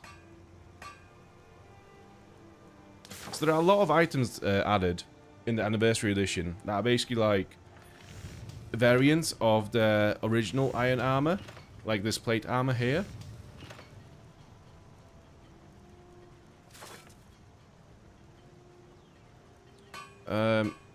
Iron plate boots. Let's get those. Yeah, let's get some boots. And do you know what? They look too cool. I need to get them. And now, let's go to the grindstone, see if we can upgrade our sword. Yes, we can, because we have steel ingots, so let's do that. So that's going to raise its damage by 2 points. So the higher your smithing level, the higher you can upgrade it as well. So from fine, you can go to like masterful or whatever it was called. I can't remember, but that's how it works. So essentially, you can bring any weapon into the late game. It won't be as powerful as, say, the later variants of weapons, but yeah, it doesn't really go out of relevancy. Ooh, iron plate helmet. I'd like that. So someone can see me. I'm guessing that dude. Right. There are a lot of people nearby who can see me, so I'm going to just leave it for now. Okay. Let's equip our new armor pieces.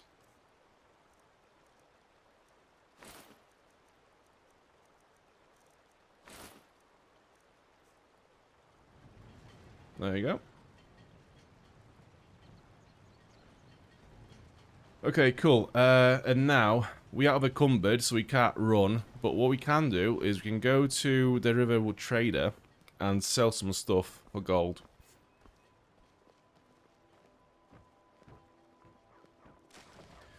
The gauntlets remind you of Waconica. To be fair, there are a lot of things that remind me of Waconica. She forever lives in my heart and memory.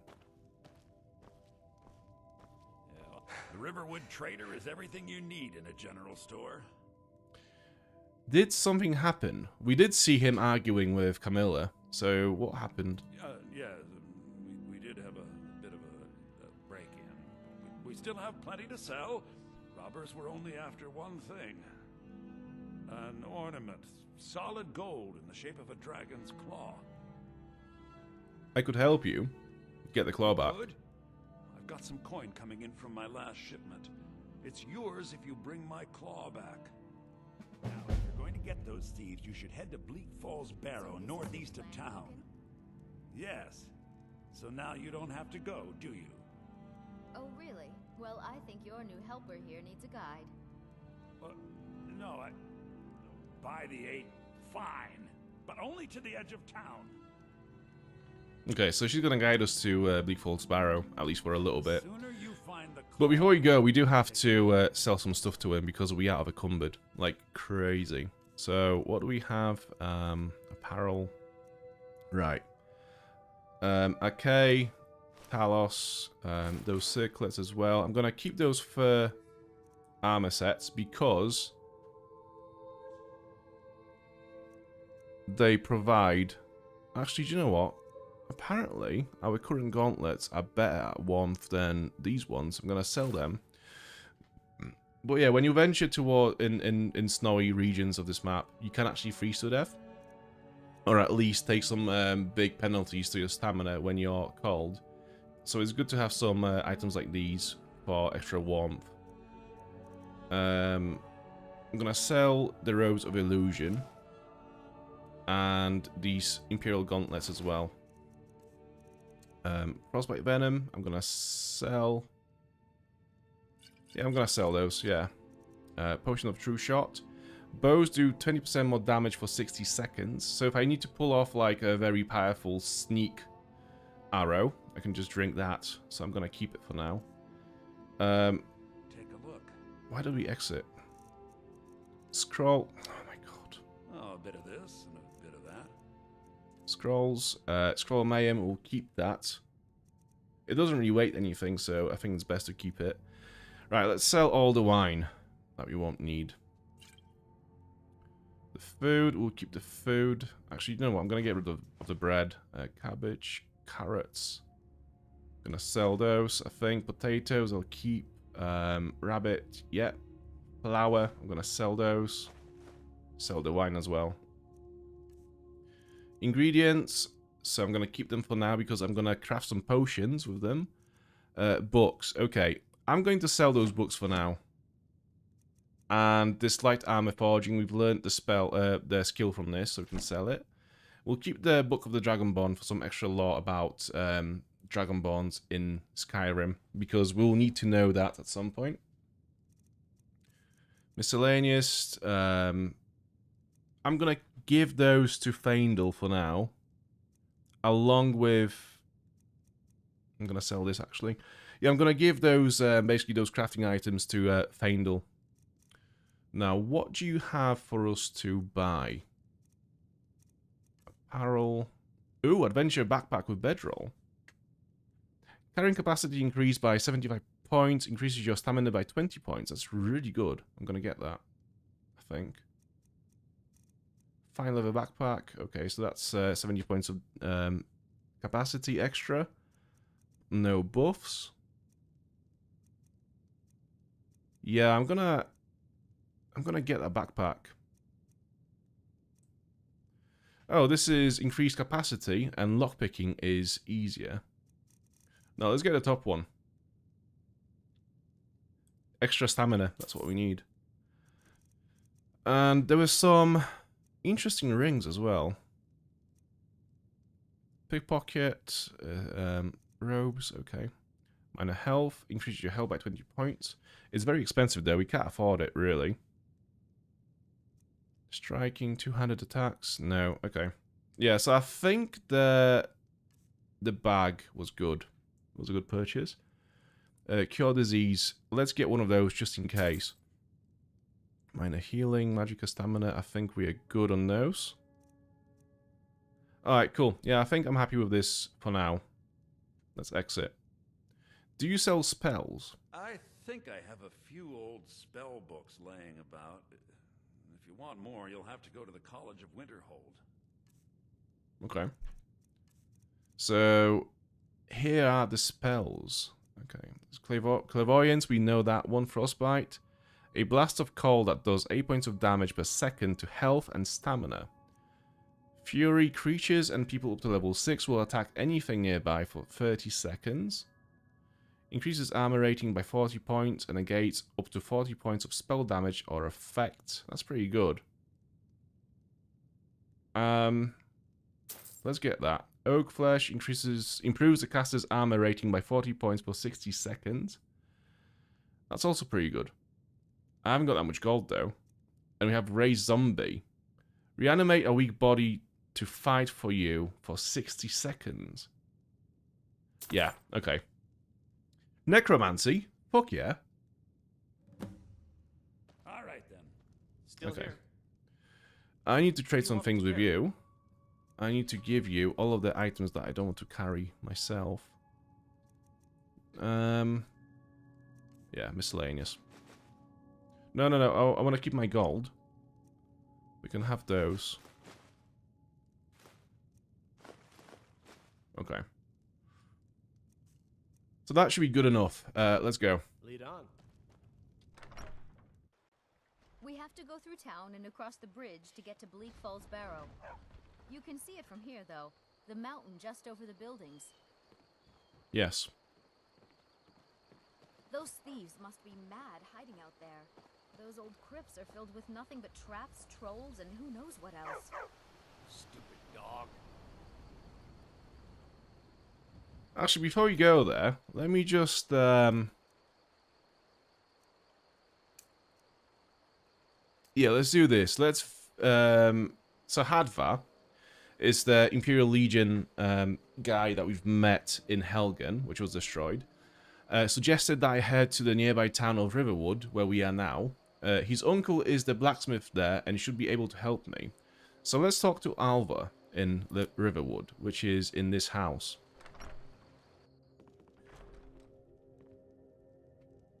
We'll just get a bit more information on what's going on in Skyrim by talking to him. Ain't every day we get visitors in Riverwood. What can you tell me about Riverwood? Gerder's family first settled here as woodcutters a few generations ago. She and Hod run the mill. I make a decent living sharpening axes and fixing the sawmill. What do you think about the war? People are rightly stirred up about the damn Thalmor being allowed to roam around arresting people, just for worshipping Talos. But was it worth tearing Skyrim apart and maybe destroying the Empire? No. Ulfric will have a lot to answer for in the end. Nords have always supported the Empire, and the Empire has always been good for Skyrim.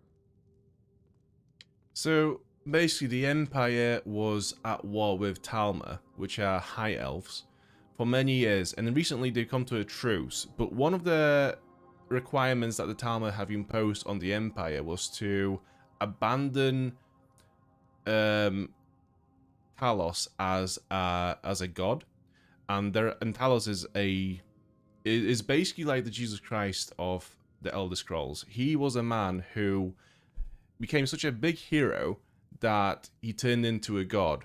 So Nords are very upset about this. They kind of refuse to accept that agreement. So this is where you get Stormcloaks. They basically just rebelled against the Empire, and those were the guys in those blue outfits.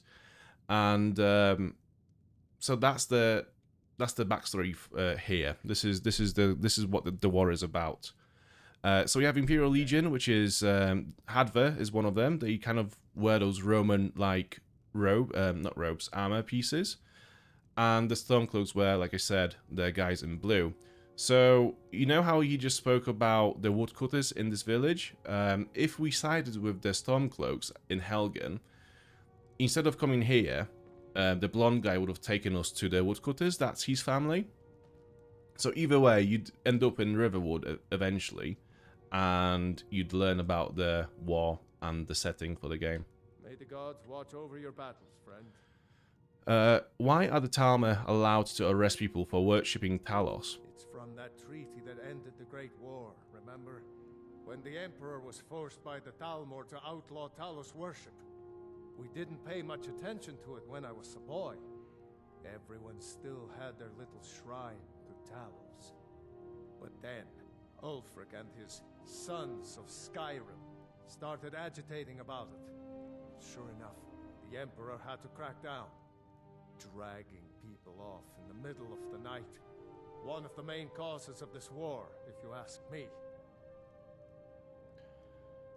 Okay, do you have any supplies I could take? Of course. Take what you need. So he's very helpful. Look, he's got food and stuff for us. Honey brew mead. Let's have one of those. Lockpick, potions. Yeah, there we go. Thank you very much. Something you could do for me. For all of us here. The Jarl needs to know if there's a dragon on the loose.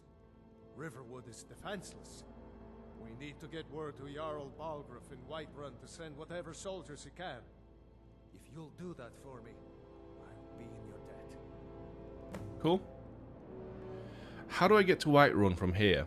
Cross the river and then head north. You'll see it just past the falls. When you get to Whiterun, just keep going up. When you get to the top of the hill, you're at Dragon's Reach, the Jarl's palace. What can you tell me about the owl? Jarl Balgruuf. He rules Whiterun Hold. A good man. I got a block nose again. A bit overcautious, but these are dangerous times. So far, he's managed to stay out of the war. I'm afraid it can't last, though. Which side in the war does he favor? I don't think he likes either Ulfric or Elisif much. Who can blame him? But I've no doubt he'll prove loyal to the Empire in the end. He's no traitor. So you support the Empire then? Of course. Skyrim has always been part of the Empire.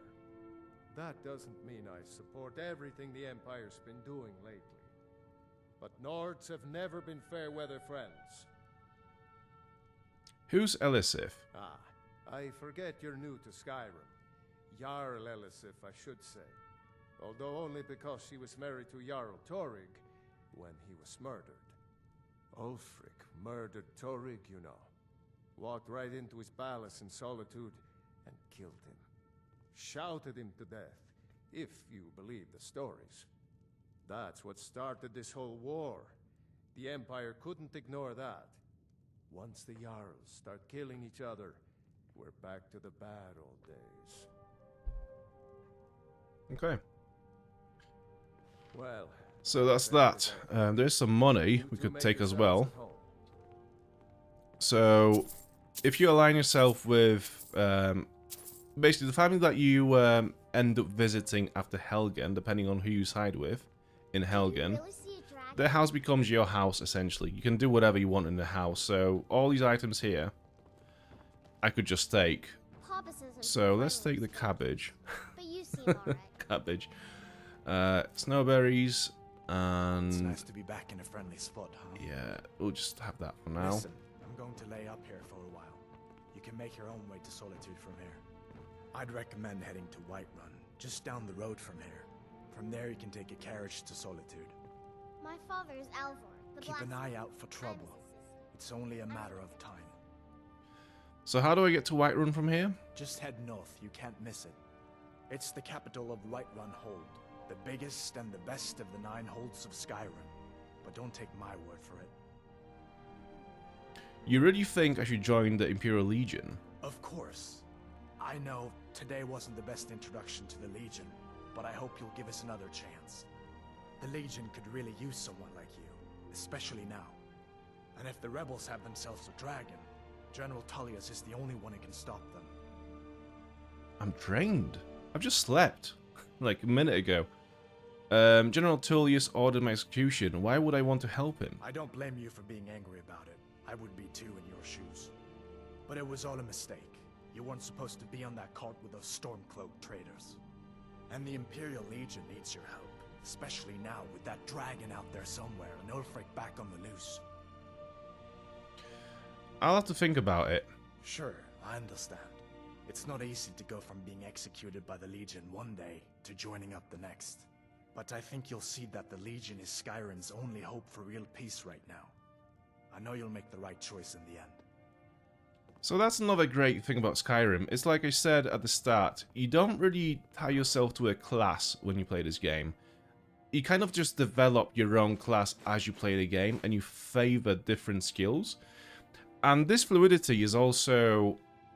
It also is present with which faction you choose to... I mean, between Stormcloaks and the Legion. It's also pretty fluid. It gives you a lot of freedom until you make the choice. So in a lot of games, it's kind of like, oh, you can either go with this or that from the get-go. And here, it's like, yeah, look, these are Stormcloaks. These are the Legion. You can have a chat with all of them, but actually, do you know what? We don't need you to make a decision just yet. Go out and explore, play the game, see what you think. And then, when you're absolutely sure on what you want to do, you can just go and join the Legion, which is all the way over here. It's miles away. Yeah. It's just one of those great things about Skyrim. There's so much freedom. Also, let's just unselect this. Yeah. So we won't go to Whiterun just yet. What we will do is we will get the claw first. But before we go there, let's just have a look around Riverwood. Just let's have a little look around and just explore. Nobody believes me, but I tell you, Speak to the people. I just think it's so cool to just get immersed in Skyrim because it's such a big game. There's so much here to do. And I mean, like, there was a cool period of time where it was cool to shit on Skyrim for not being, you know, as deep as something like New Vegas, for example, with its role-play mechanics. But actually, the game itself is deep enough to provide a very different kind of immersion. If you just allow the game to take over, and you actually spend time, you allow yourself to get lost in the game, there's so much here for you. Like, I think there's far more here for players than what there is in New Vegas, for example, or Fallout 3. Maybe even 4. But yeah. These are just my thoughts, obviously. So this is the woodcutters. Pod. Here for work? Get an axe. Bring me all the wood you can chop. So we could actually help him with the wood and get paid for it, but it's a bit of a waste of time. You'd actually get that much money.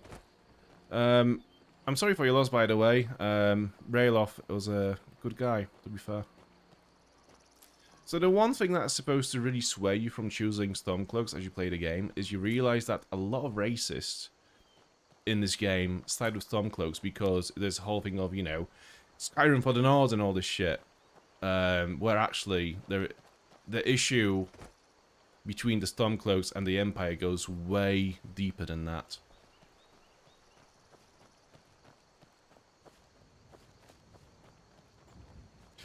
Oh yeah, people used to shit a lot on this game because, so, you know how in hardcore role-playing games like, for example, let's just say New Vegas, you have skill checks and you have, you know, there's a lot of choices you make. Skyrim doesn't actually go that deep with its role-playing elements as New Vegas, and I think people just expect New Vegas to be, you know, the golden standard for all RPGs. This is a bit more of action RPG in that sense. It's very light. So, you know, a lot of people used to call this, I still do, the greatest role-playing game ever made, and then you have, you know, some people, a group of people that will say, actually, no, this is a shit game, and they'll just, you know, oppose it very strongly. Oh, we have leeks over here. This is what we need. So yeah, there was a good period of time where there were a lot of videos being made about. Hang on a minute. About Skyrim being a shit game. I'm right behind you. What do you want me to carry? I need your house key.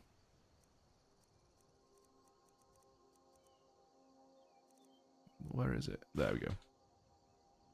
Lead on.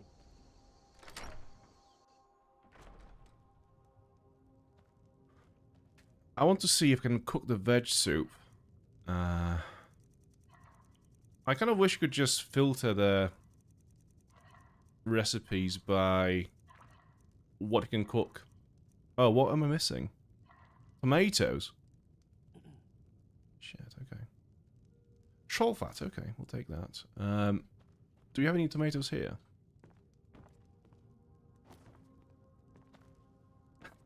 Fish. No, not tomatoes in here. Oh well, we'll find some. Somewhere. Yeah, so the veg soup is probably the best food for warriors in this game, because it just gives you so much support with your stamina. More leeks, more cabbages. This is fucking brilliant. There's so much food here to just take and cook.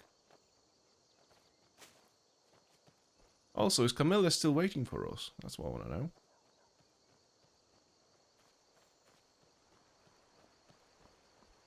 I think Camilla's gone back home, actually.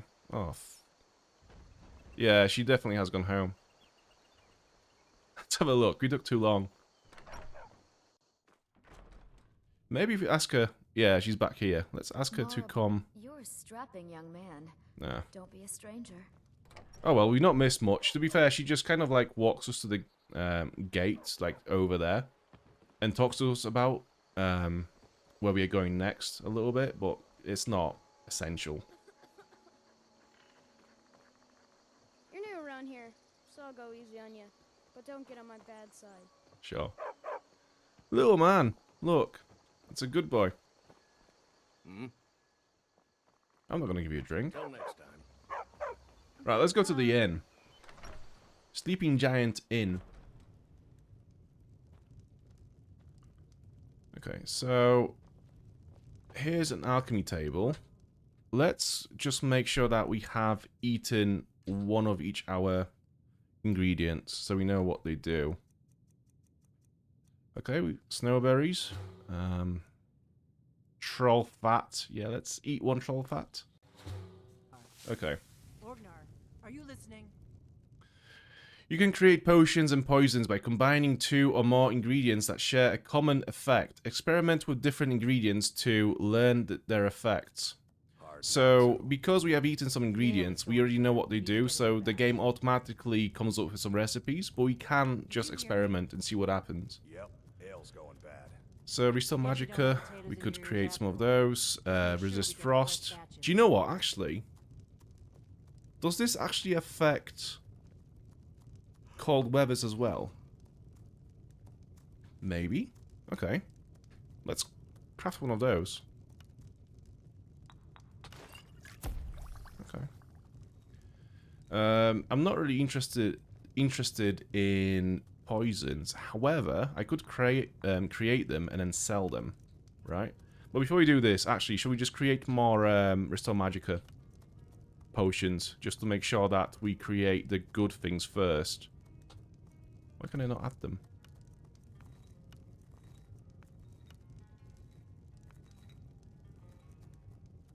Huh? Oh, okay. Right, let's make 2 more of those. Or like 3 of those. Unselect them and go to Restore Magicka. Create 3 of those.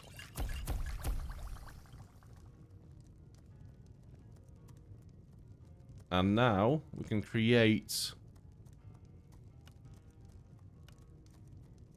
some poisons here.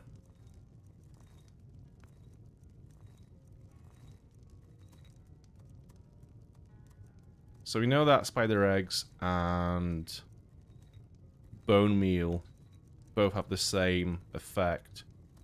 So let's see what happens if you have 3 of the same effect.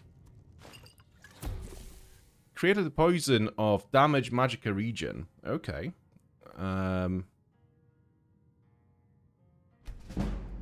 Wow, okay. That must have been quite powerful then.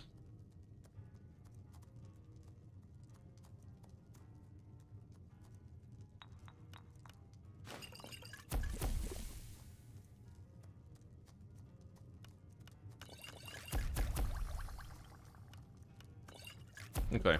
That's all the potions and poisons we can make at the moment.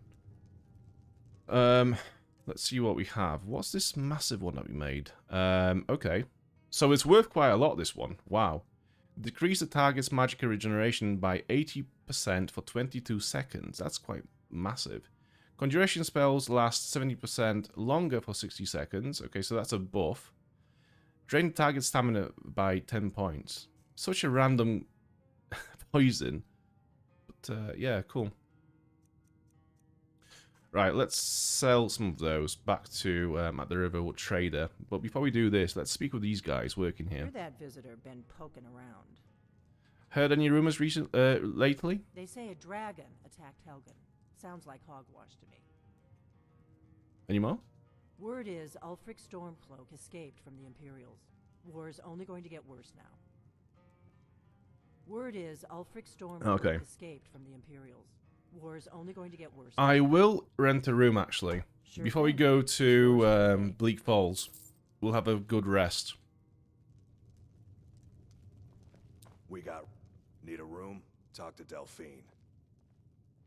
I'm looking for work. Got any leads? Here, take a look at this. Some of the Jarl's men came by and left this bounty letter.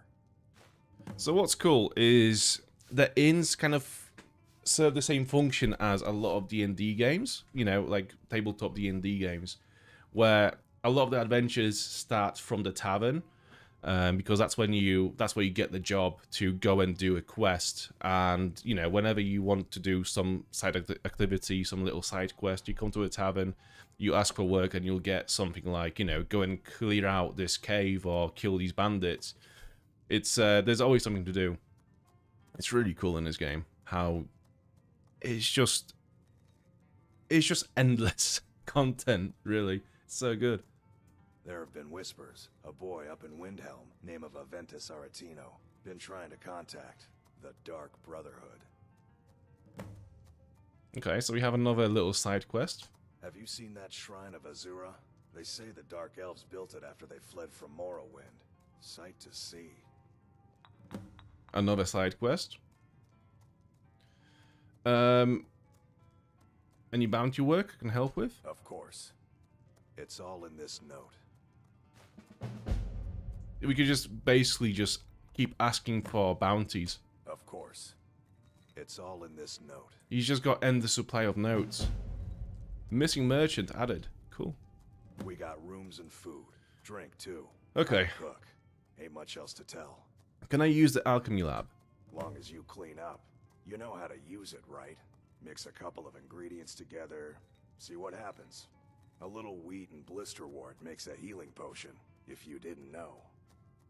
We have plenty of ingredients for sale, too.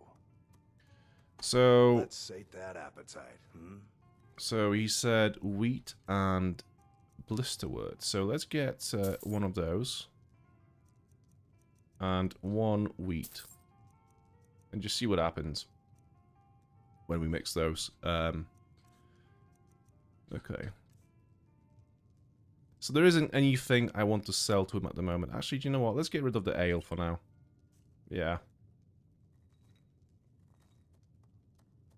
All right, then. Can I use the lab, please? Okay. Thank you. Let's create healing potion. So blisterwort and wheat. Create. Cool.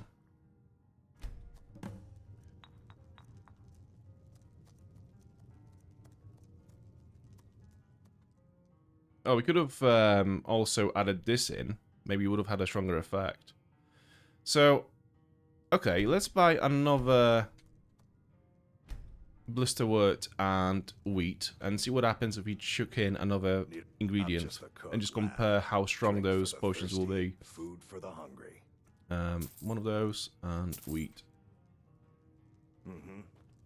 So how strong is that one that we just created? 17 points of health. Okay. So if I do that one again, and actually throw that in as well. Okay, so it's all here already. Oh, 45 health as well. Okay.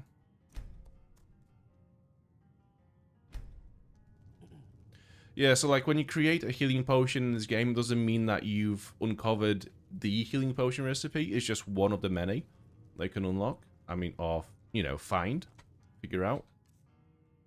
So that one.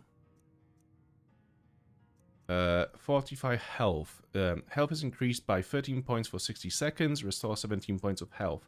That's pretty cool.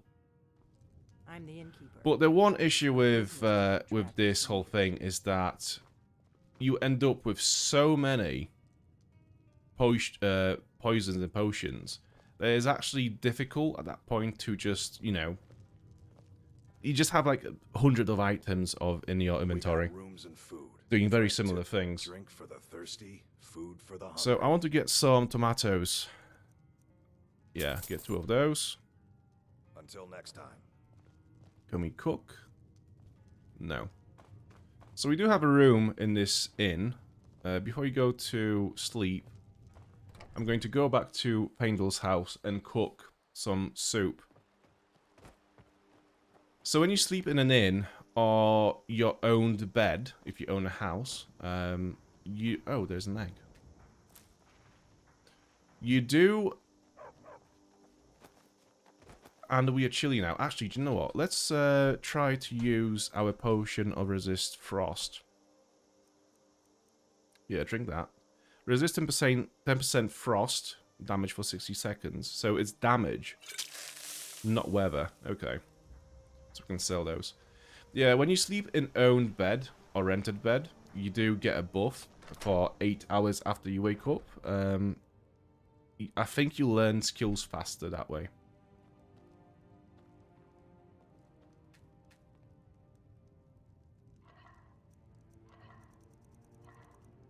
All the way down to veg soup, which should now be...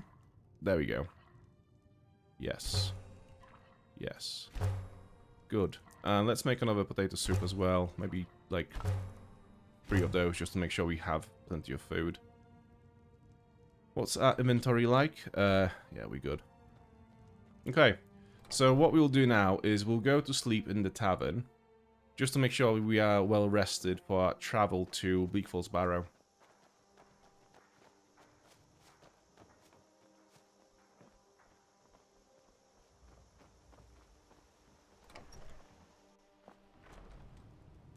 So I believe that our room is one of those rooms.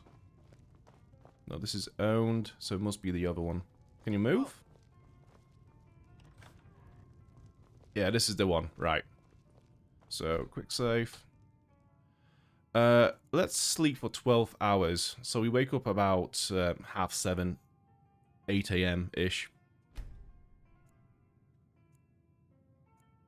Oh, we need to go to Riverwood Trader as well to sell some potions that we don't need. Forgot.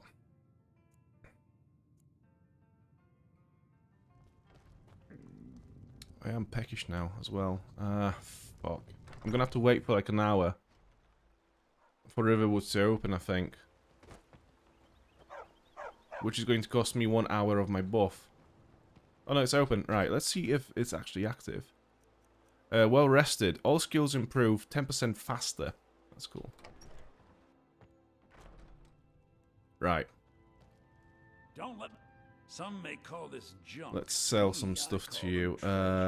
Potions. Okay, so that one, that one, that one. I'm gonna sell those for now. I think we have enough minor healing potions to not have to worry about those. Sell that, that. I'm gonna keep those. I think they're quite good actually.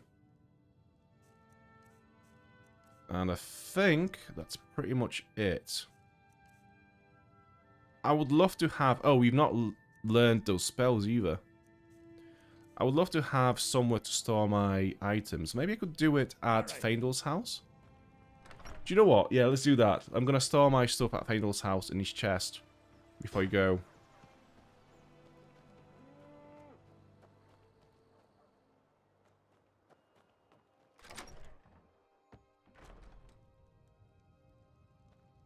So, there it is. Okay, so what can we get rid of?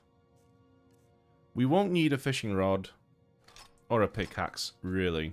We need to equip this. We need all of those things.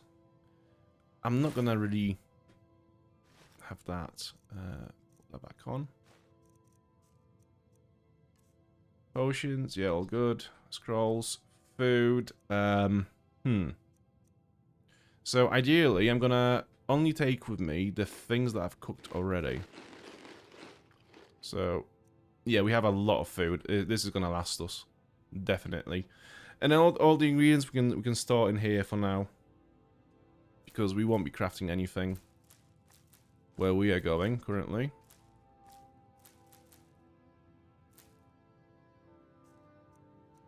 Books, that's all good. All good. Yeah, let's go. I have accidentally eaten something, I can tell. Let's just eat the steaks from here first before we eat our own food. See if that works. So the steak and slaughter fish. There we go. We should be fed now.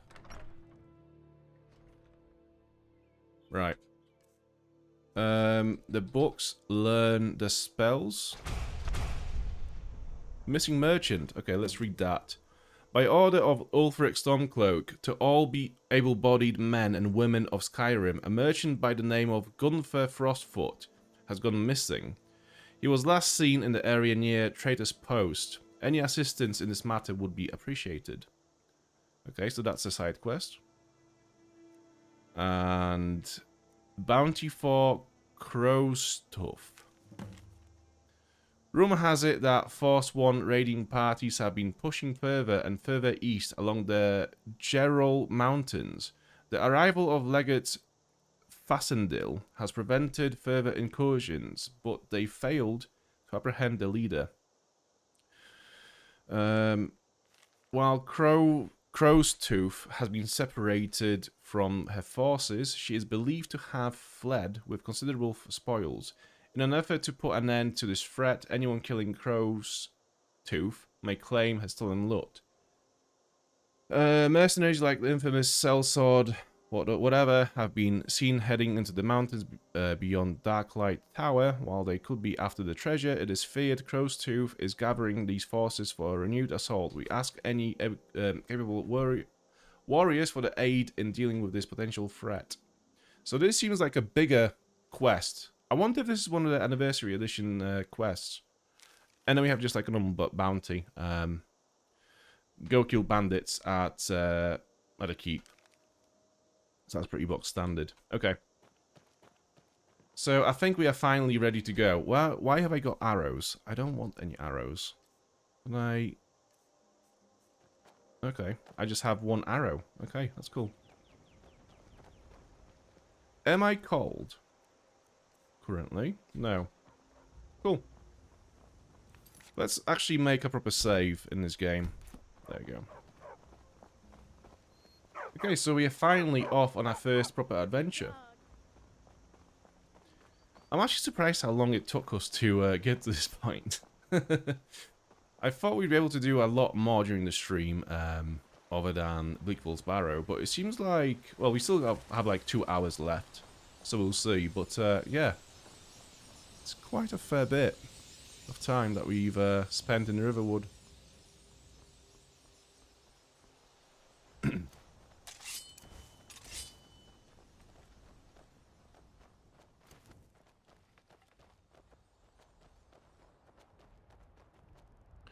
Oh yeah, butterflies. We can also use butterfly wings as ingredients in for potion making, so it's a good idea to have a few of those laying around. I could hear a wolf. There it is.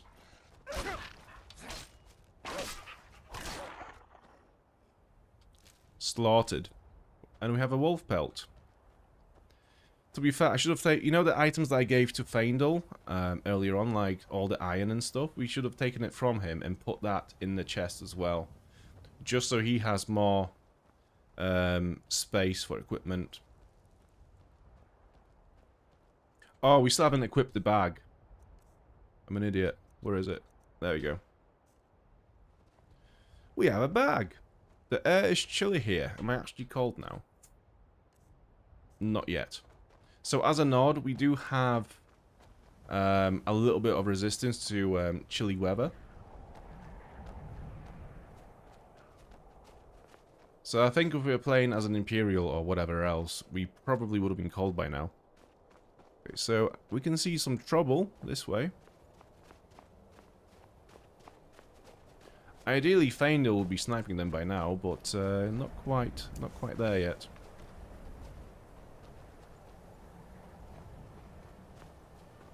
Come here then.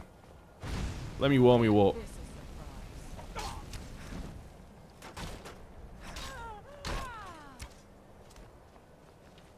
What do we have? Steel mace, gold lockpick. Okay, cool.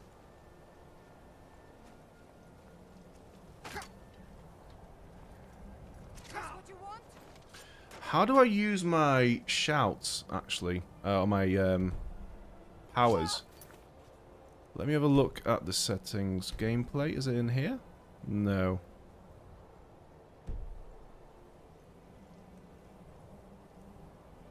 How do you see...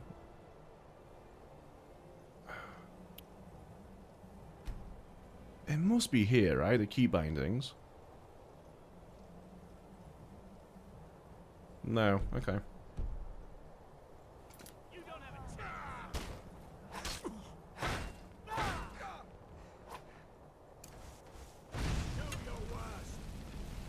Wow.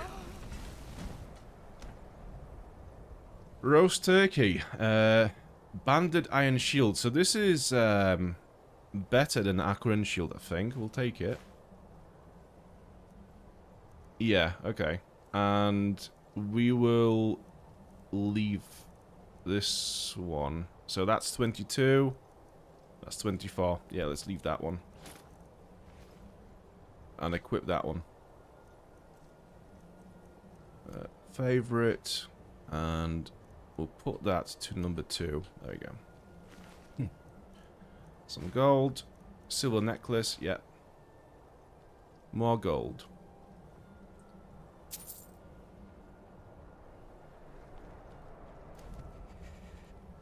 Oh, I'm cold now. You are cold, which reduces your total health, represented by a dark region in the health bar. Cold can also cause you to move more slowly, stand near a fire, or move to a warmer area to warm up. A sun or snowflake icon near the compass indicates if you are getting warmer or colder. You can slow down how quickly you become cold by wearing armor with high warmth. Eating hot soup or holding a torch can also improve your warmth rating. So it's quite cool how deep this mechanic is.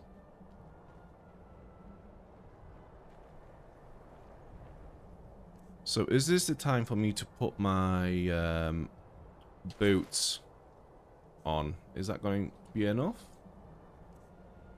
I'm still cold, okay. So let's put on the fur armor. That's only 5 points less than the current one that we have. Are we okay now? Still chilly. Well, I think this is all we have. So we might as well go back to our actual armor. For now. Does that change it much? No, it's the same debuff. Tomatoes, very good.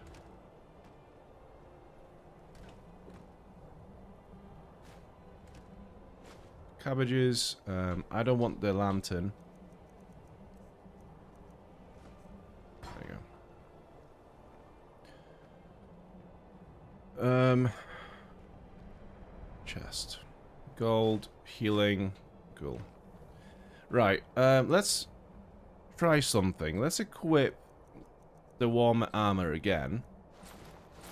And equip our torch. Is that enough to stay warm? No. Okay, so knowing that we can't actually do anything about us being cold now, we might as well just go for the higher defense. At least for now.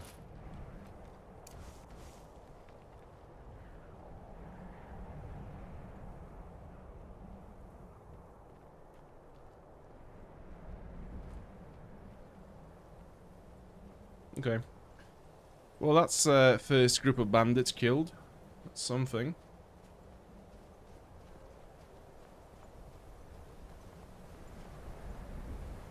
I was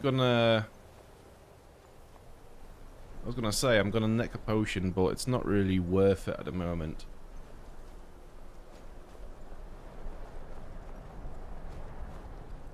Do we have any warm food? Not quite.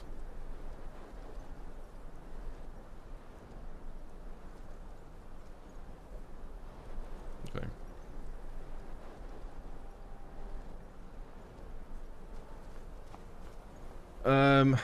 Right.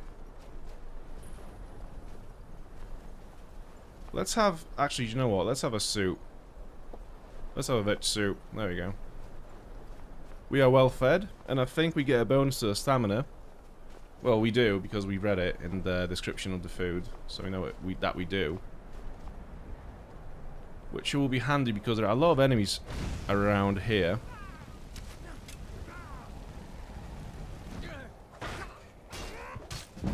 Oh, shit. Faendal, if you would like to get involved and kill someone, that would be great. Right about now. Okay, cool. Everyone's dead. One more over there. Let's heal up. So we do have a healing spell as well, which is in restoration. Actually, do you know what? Let's try to raise a zombie. You.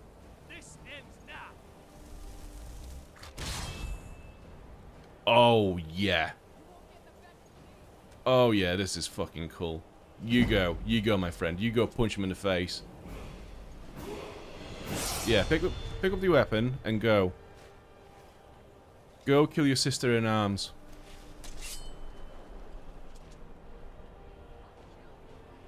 Look at him go. Look at him go. That's so cool. He's actually... Oh, bro. Yeah. Necromancy. This is our build now. This is our build now. Necromancy. This is so cool. Okay, let's go inside and maybe get a bit warmer, because we are not doing very well at the moment. Also, this dude, I think it's a minute he's going to be alive for. So we'll just wait for him to die. Oh, there we go. Yeah, he just vanishes. Turns into dust. So... this is actually the best game ever. I've just realised this is actually the best game. Like, what more do you want? And also, what did I just pick up? I'm not sure. I've picked up something. Is it food? I have no idea what it was. Either way. Oh, I'm actually freezing to death now. I need to go inside. Let's quick save. I think there's a chest around here, though.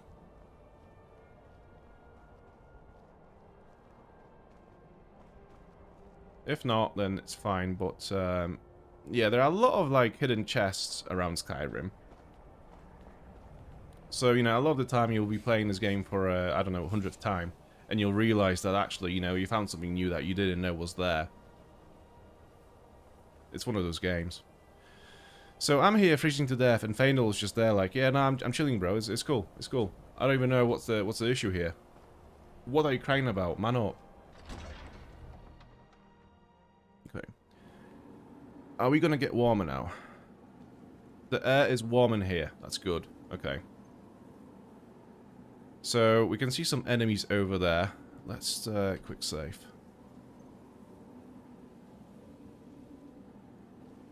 We haven't got a bow, but we do have raise zombie spell. So I'm going to favorite this, and I'm gonna key it to number 4. Yeah, let's do that. Number 4, and we can see that there's a body over there. So you go, my friend. You do you. I'll just do me from here for a bit.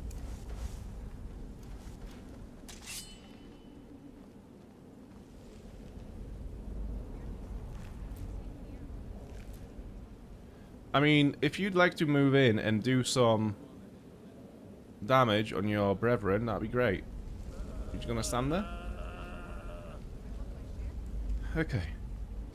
That was as insightful as anything that Ulysses said during the whole Lonesome Road expansion.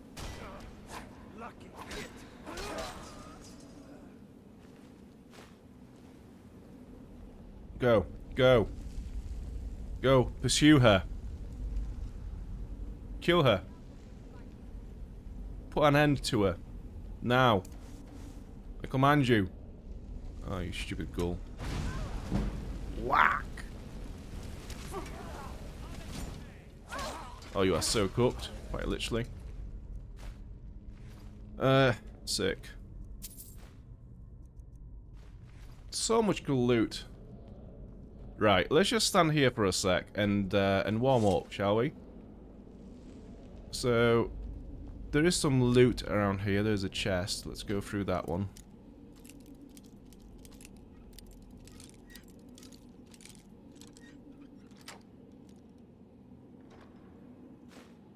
Ooh. Hide braces of minor lockpicking. Lockpicking is 15% easier. That's cool. That's a good find. Right. So we are now fully warm. Do we need to eat more food? I'm well fed. Nah, it's all good. Yeah, it's all good. Am I regaining my health as I stand near the fire? That's what I want to know. I'm pretty sure I just gained some health back. Maybe not. Let's go. Let's have a potion and just push on.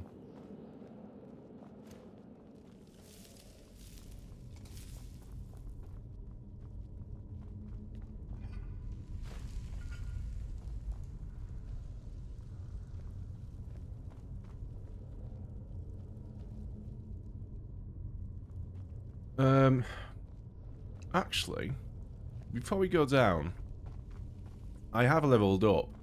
If I sleep on one of the bedrolls here, will that allow me to level up? So if you just take a little nap,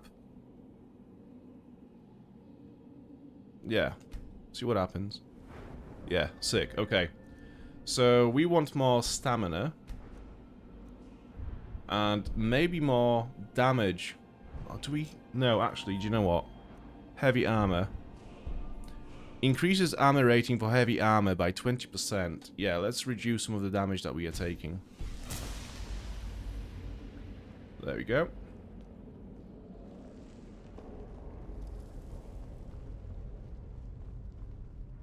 I still want to remove those arrows from my inventory. Why are they here? Oh, there they are. Okay. Sick. Okay, no more arrows. I am trying really hard to not develop another stealth archer, to the point where I will refuse to carry a bow. Any chests around here? No.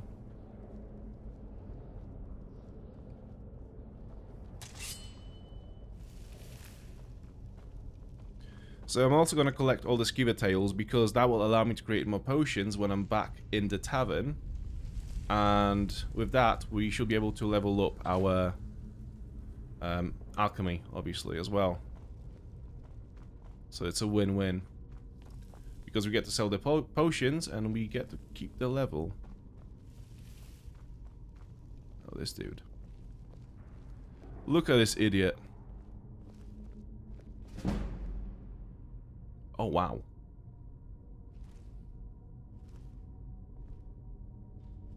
Look at this idiot.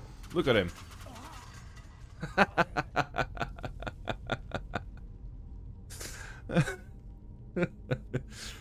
Just get sniped by the trap. Okay, so this is fairly easy actually. So, see the symbols on those pillars? So we have a snake, and a whale. All you have to do is twist those to match. So snake, and a whale. And now you pull the lever and it opens. So this little puzzle is reused quite a lot in these ruins, in these tombs throughout the game. So it does get quite old quite soon, but it's, you know, it's fine. Thief. Okay, so that's going to be another skill book.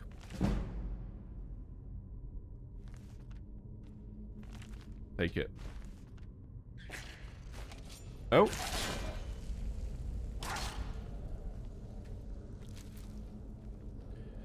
So you have to be careful with the skeevers because they do carry disease. And if they bite you, there is a chance that you will contract this disease from them. And that can be cured either by drinking a cure disease potion or praying at an altar, which I think in the survival mode costs 100 gold to do so. But it's still cheaper than having to buy the potion, which is like 200 gold, maybe. Firestorm at 75.5 explosion and centered on the caster. Does more damage to close targets. Okay, that's pretty cool. So if you get surrounded, that's a pretty good one to have.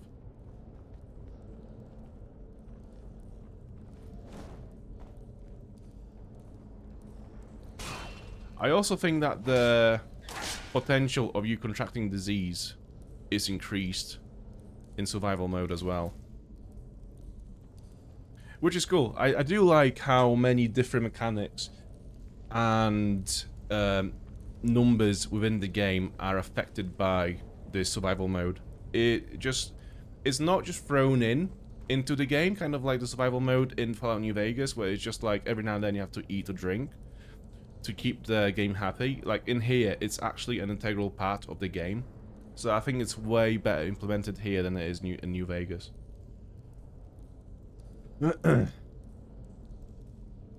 Weak paralysis poison, so that fireball, cool. So we can paralyze an enemy with a hit. If we coat our weapon with that poison, they will become paralyzed. So I think we'll get a chance to do it very soon.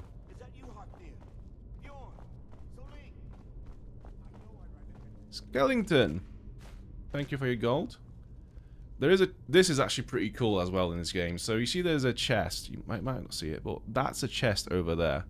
We cannot get to it because it's covered in spider webs. However, if you do this, if you hit it with your weapons... Oh, there's a chest. Yeah, it uncovers it. You cut through the spider webs.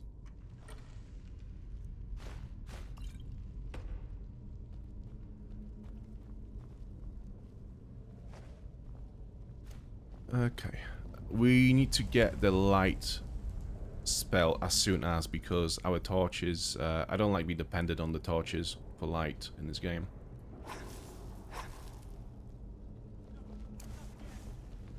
Look at this guy.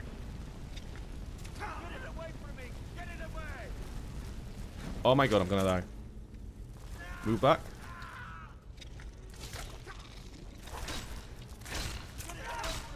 That's a big fucker, isn't he? It's kind of like the spiders we've been getting in the UK for like the past 5 years or so.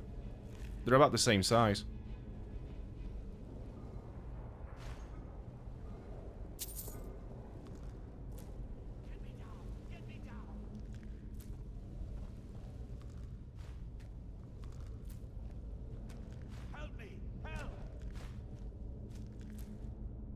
Can I open this? No. Skellington? Not a Skellington. Don't leave me for Arcade's sake. Right, this dude. Oh, you did it. You killed it. Now cut me down before anything else shows up. Where's the golden claw? Yes, the claw. I know how it works. The claw, the markings, the door in the Hall of Stories. I know how they all fit together. Help me down and I'll show you. You won't believe the power the Nords have hidden there. Hand over the claw first. Does it look like I can move? You have to cut me down first. Okay. Whack. Whack. I can feel it.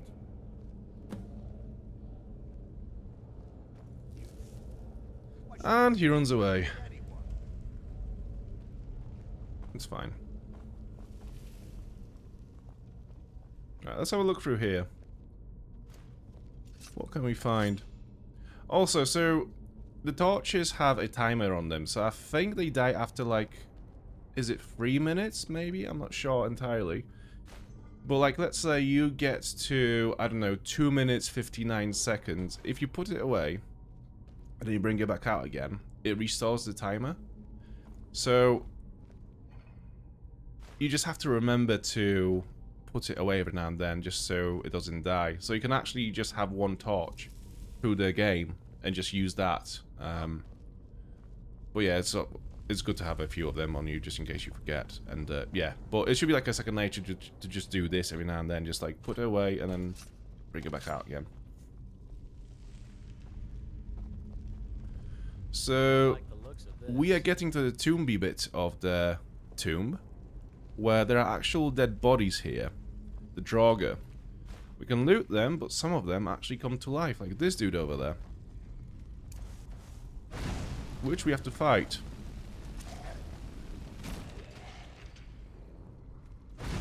And you, my dude.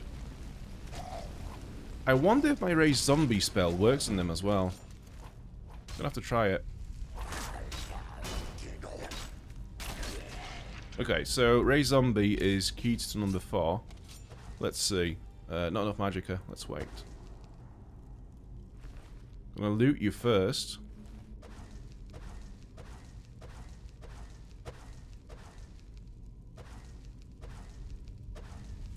Come on.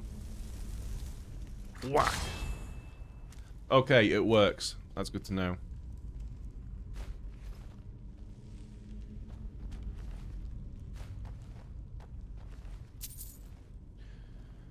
Raiding dead bodies. So good. No. I was like, I can hear a draugr. It's my draugr. It's fine.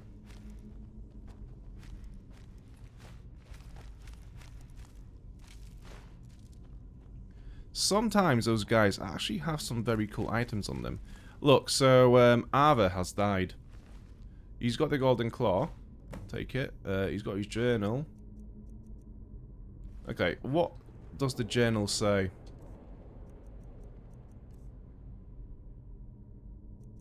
There it is. My fingers are trembling. The golden claw is finally in my hands, and with it, the power of the ancient Nordic heroes. That fool-looking Valerius had no idea that his favorite star decoration was actually the key to Bleak Falls Barrow. Now I just need to get to the Hall of Stories and unlock the door. The legend says there is a test that the Nords put in place to keep the unworthy away, but that when you have the golden claw, the solution is in the palm of your hands. Okay. So that's all it says. I guess we'll just throw it away then. So the reason why he died is because that there is a trap. So if you stand on it, this door will literally slap you in the face with all the spikes. So try to avoid it, please. And yeah, this happens. Thank you for presenting to the audience how the traps in Skyrim work, Faendal. You are ever so helpful. Okay, let's try to sneak up on this guy and maybe get a stealth attack on him. That would be quite nice.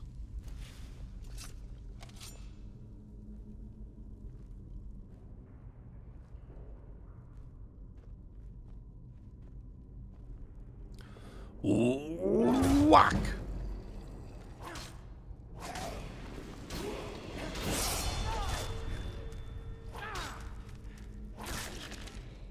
Off he goes. Actually, I just realized I could be special. I could be extra immune to Faendal right here. So Faendal, I've got your back.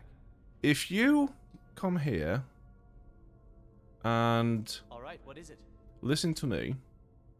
So follow a command. You've entered the command state. To issue a command to your follower, move the reticle until a compass appears, then press E to give that order. To exit the command state, press escape. Okay. What do you need? So why don't you wait there? Okay, got it.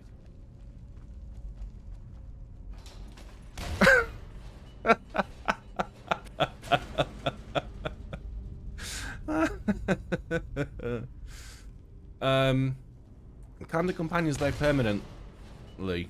I mean, he's giving it a good go. He tries to die pretty hard. Look at him. Okay, just stop doing it now. So I'm not sure. Let me quick save. If I hit him now, yeah, they do die, but you have to hit them yourself when they're down. Still here. Yeah, come with me then. I'll follow.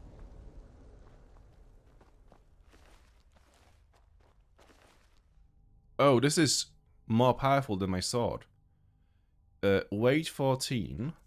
And this is... okay, it's not really worth...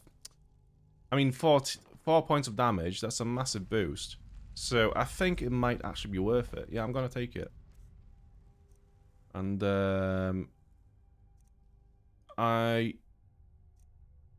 oh, no, throw this away. We'll use this Yule Axe instead. So, favorite, let's unfavorite that one. And then key this to number 1. So, you might be wondering, why would some one-handed weapons... so you have different tiers. So for example, you have your iron weapons, which, you know, they'll have iron dagger, iron sword, iron axe, and iron hammer. And you'll notice that the sword does the least damage, and the hammer does the most damage. So it's like, why would you use the sword? And the answer is, the sword is the fastest weapon in that tier. And then the axe is the second slowest. And then the hammer is the slowest in that tier. So this is why you would use a sword, for example, if you wanted to have faster attacks rather than increased damage.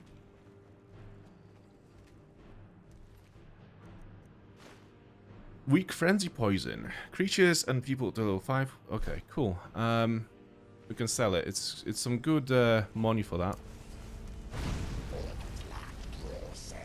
So next time you level up, I'm going to put a perk into destruction spells so that we can cook enemies more effectively.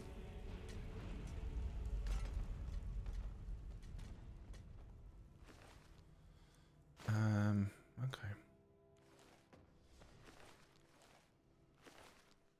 Bone meal, cool. Right, let's get some light and let's loot some bodies. A what? Oh, that's a pretty random cool loot on this dead body. Yeah, I'm gonna take all of those. If I give him to Faendal, Still here. are you going to use that if I give it to you? What do you want me to carry? I want you to have those.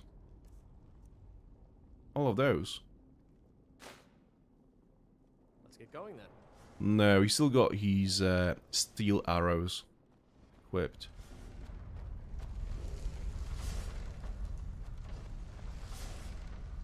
Come on, jump up. Get the chest. There we go.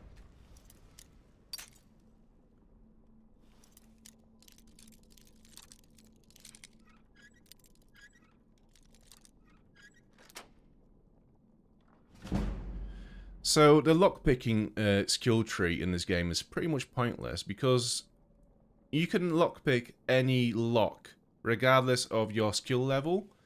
So, you know, there'll be some games where they'll say, because you haven't got, I don't know, lockpick level 75. Like, for example, in New Vegas, when you try to open a lockpick that is very hard, you have to have the lockpick skill at like 75 to match that. In Skyrim, that doesn't happen. You can just lockpick any lock. You know, it'll just make them a bit harder. They'll be a bit more tricky to open, but you can still open them. But that then... But obviously, you know, you need lockpicks to open the locks. And if you fail, the lockpick breaks, and you use the other one, and you just go through all your lockpicks like that. But then in this game, there's actually an item called the skeleton key, which is a lockpick that never breaks. So, once you get this item, like, it just makes the whole skill tree of lockpicking completely redundant. So, and you also get some of your lockpicks, you know, it's fairly easy to just, like, either save scumming your way through lockpicking, so you can, if you lose all your lockpicks, you can just reload the game and try again. Or, there's actually, you know, there's a chance that you'll never actually run out of lockpicks, so investing any points into the lockpicking skill is absolutely pointless.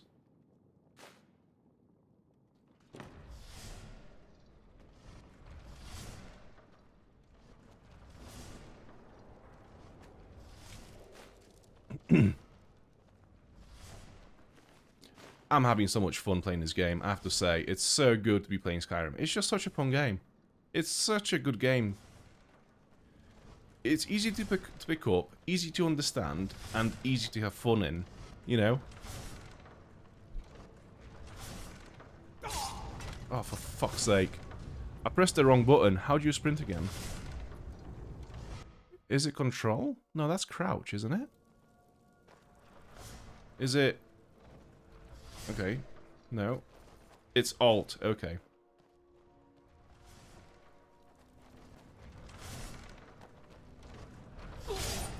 Why didn't you run? I've literally pressed the button.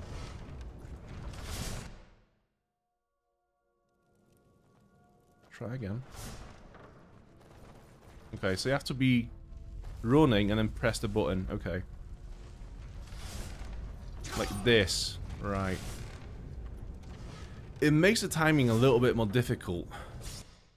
Because ideally, you'd want to start running and be sprinting straight away.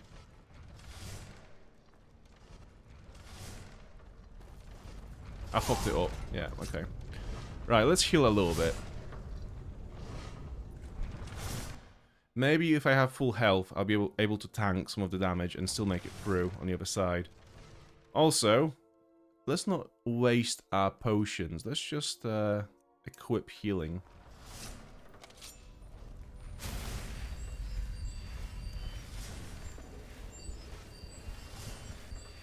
Cool. Quick save now. Oh, actually done it. No hits. But Faendal, though, he didn't realize what the brief was, and he failed.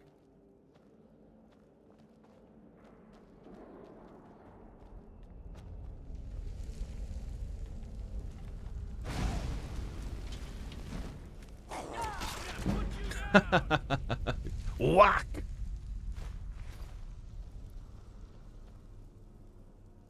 Right. I want to sneak up on this guy.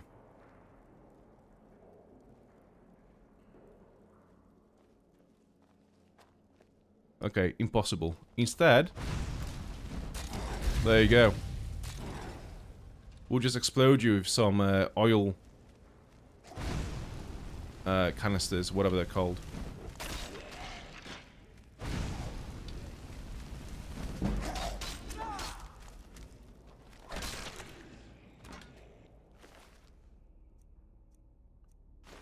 Gold.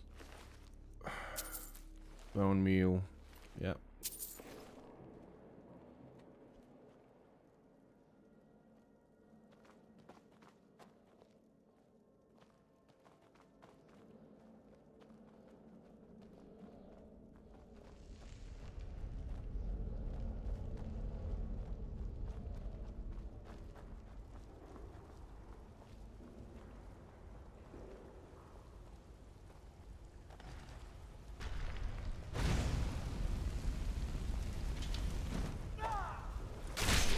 whack in the face. Oh yeah. Just removed the brain from his skull with a whack.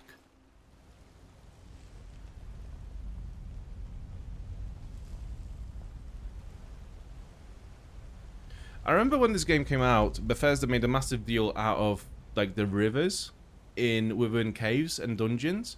They were saying how if you are ever lost, just follow the water. It will lead you towards the exit, because that's how the water water works in real caves. So we're just like, oh yeah, the game is so realistic. It's like, just follow the water. Honestly, bro, you'll be fine. It's like, nice. It's a nice little touch, but I remember like they're making a massive deal out of this.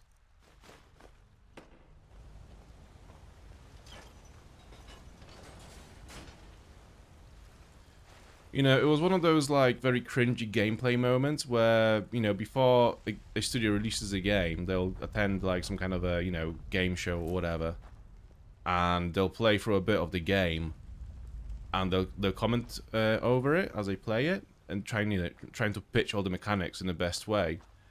And I remember them showing like exactly this moment over there, and they were just like, yeah, if you follow the water, if you're ever lost in a cave in Skyrim, if you follow the water, you will find your way through. Like, cool. I could also just follow the marker on the map, or the map itself, you know. And it's so good to actually have a map that functions like a map compared to New Vegas, which is just a massive, just fucking spaghetti of shapes. Right.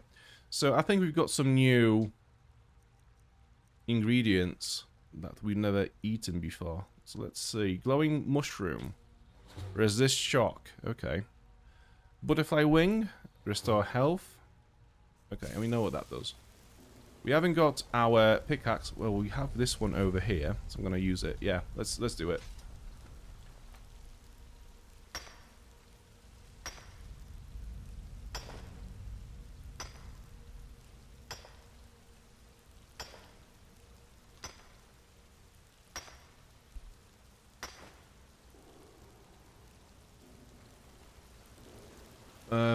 Any more mushrooms? No.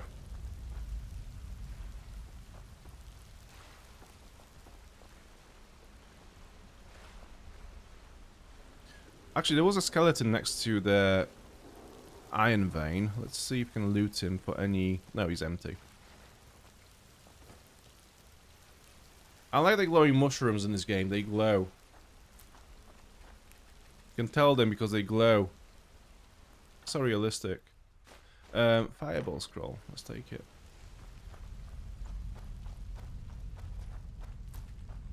So I can see that my stamina has a debuff on it. What's happened here? Oh, I'm peckish, am I? Okay. Let's have some food. Veg soup. That's a bit premature. Let's just have...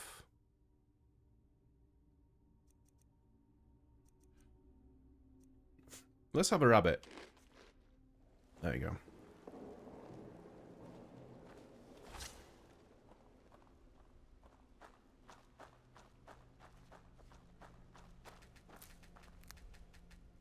If I order you to attack this enemy... Alright, what is it? Will you do it? Do you know what I mean if I do that? Okay, got it. Oh, cool. Okay.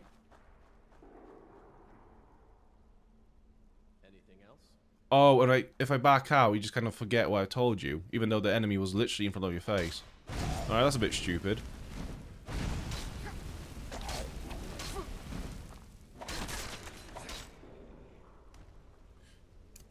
I'm going to raise this draugr just to get my skill points in. I'm not sure if it counts if there are no enemies nearby, but either way, it's a pretty cool thing to do. You know, raising undead. It's cool. Necromancy is cool, man. If I was to be a mage, I would definitely go for necromancy.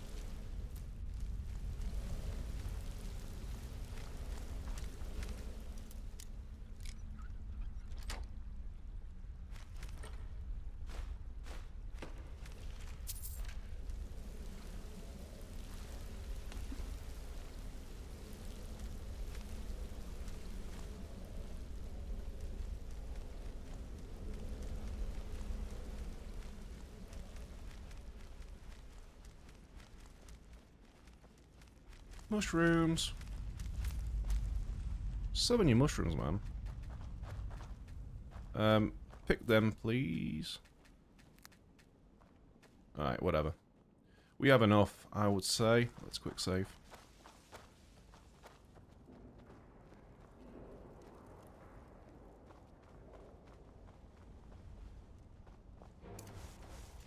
Oh. A restless draugr. So he's a bit tougher than the usual draugrs that we've met so far. But we do have Faendal and our own draugr. Still, no, I think the draugr is dead now. So it's just us two. Cool.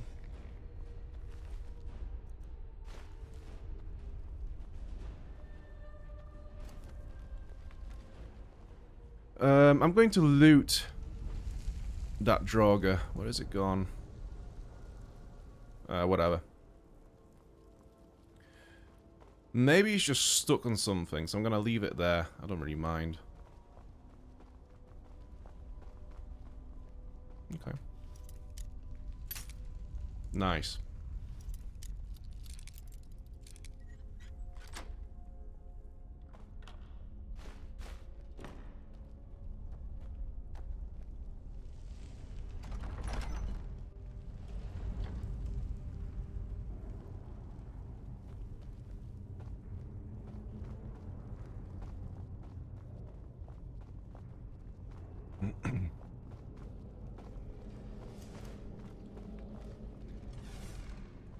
Oh, for fuck's sake, not this again. Like the looks of this. No, me neither. Hell yeah. Oh, even he nearly made it through.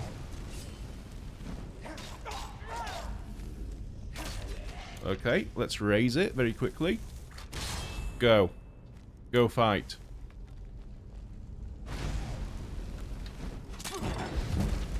Oh yeah. Oh yeah. So good. Oh fuck, I need to heal. Right, I could do with a bed because I'm pretty overdue a level up at this point.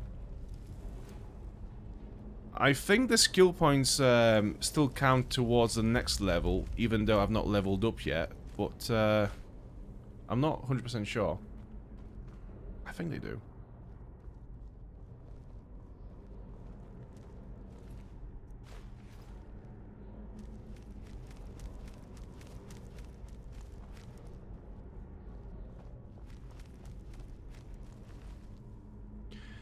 So, Mr. Glock, as someone who's not played Skyrim, what do you think of it so far, just watching it?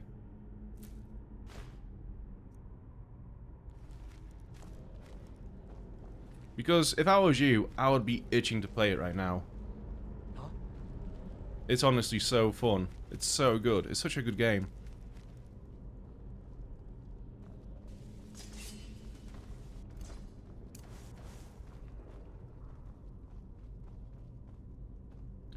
I've heard an enemy. I'm not sure where they are, but there was definitely an enemy somewhere. Hey ho.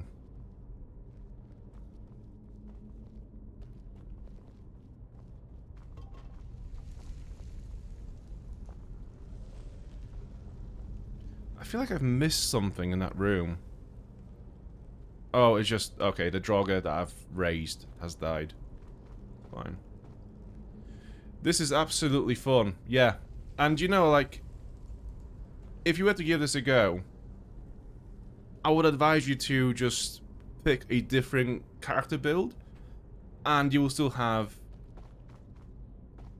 fun, even though, you know, you might have watched me play it. You'll still have fun with your own build.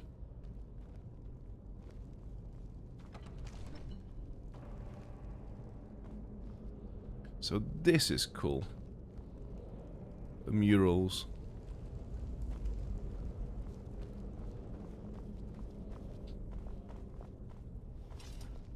We've made it to... What's it called again? What do they call those things? Miscellaneous. Claw. What do they call this in the journal? I'm not sure. Anyways. Is it in here. So yeah, this is the secret of Bleak Falls Barrow. So we have the claw in here. If you examine it, and you look at this, you have the bear, you have the wasp, and the owl. So all you have to do is just align it here. So we have the bear.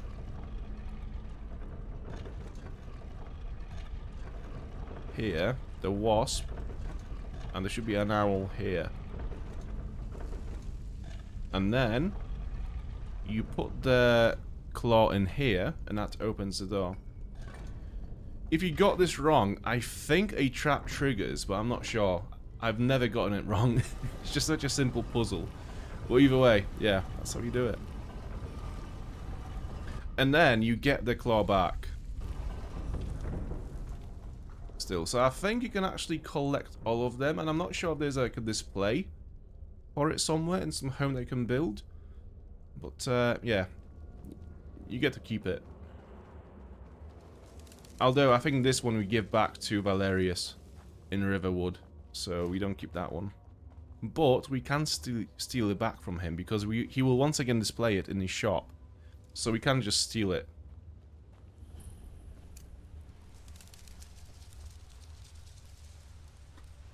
Okay. Would you look at that? Yeah, this is cool.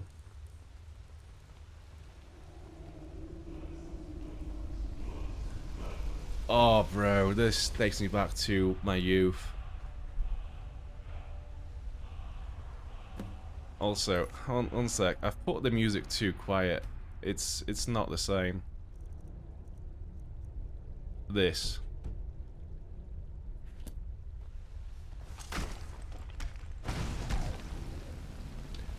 Overlord. Oh shit, this is gonna be a bit difficult. He actually knows the shouts as well. I'll see you in pieces.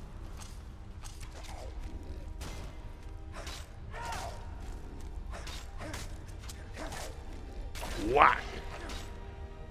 Yeah. Level up available, I know, I just cannot get to it. We have a Dragonstone. This is a cool little thing. So, if you look at it, that is the map of Skyrim. And there are a bunch of locations marked on it.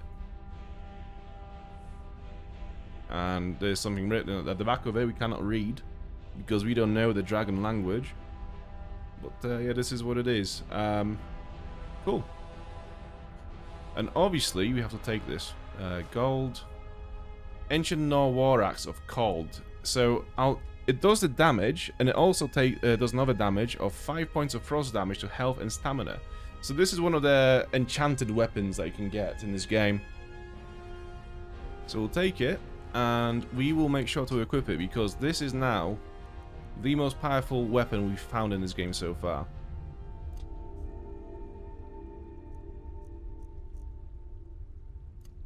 There you go.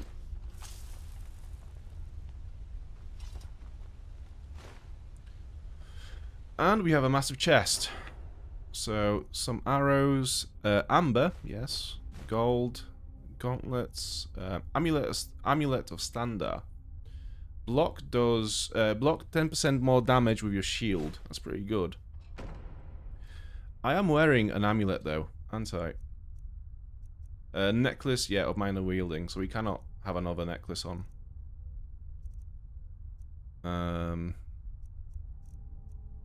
Yeah, amulets and necklaces are the same. Yeah.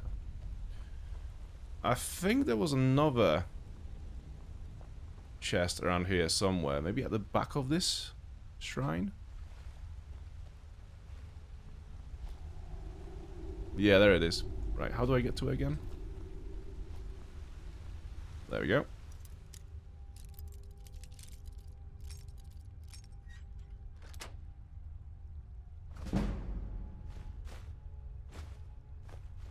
Good stuff. Just good stuff in that chest. Nothing but good stuff. I am drained. Okay, so we need to find somewhere to rest. I mean, I know that because I need to level up as well. But currently, we're kind of short on our options. What time is it? 9 PM. So we have been here for a full day now. I mean, in-game, full day. There is another chest over here as well, I think. Somewhere around here.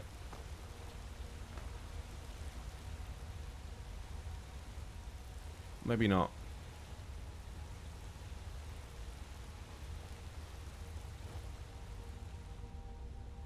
Oh, bro, this game is so massive and it's so good. Oh, like, literally hours and hours, like hundreds of hours of content in this game. And I'm looking forward to it so much.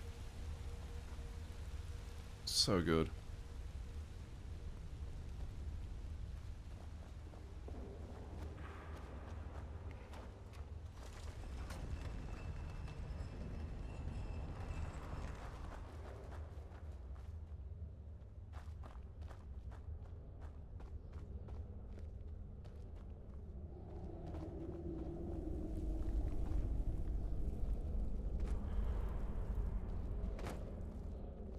And another chest. Gold and another potion of true shot. It's a bit weaker than the first one. What do we have here? Move the skull, put it over there. And take the flowers. And brew some potions with those. Fainal is also pretty tired now. He's just, he just yawned at me. Oh, let's get out. Back to Skyrim.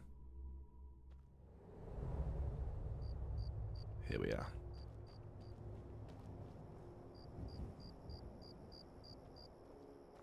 All we have to do is find a way down. Oh, there's a potion here. Defender. A potion of Defender. Where's Faendal? Where is Faendal? Is he still in there? Faendal, we are going. Come on.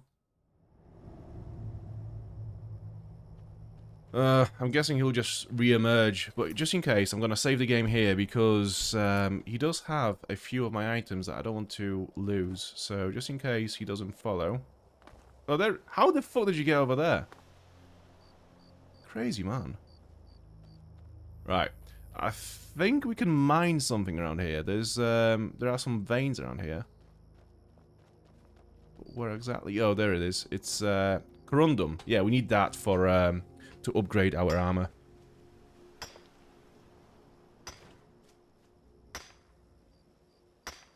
So I think he was coming, Mr. Glock. I think it's just the game spawned him in a more convenient location for him to find his way out. Otherwise, you know, I think the game just assumed he would have probably just jumped all the way from over there and potentially died from fall damage.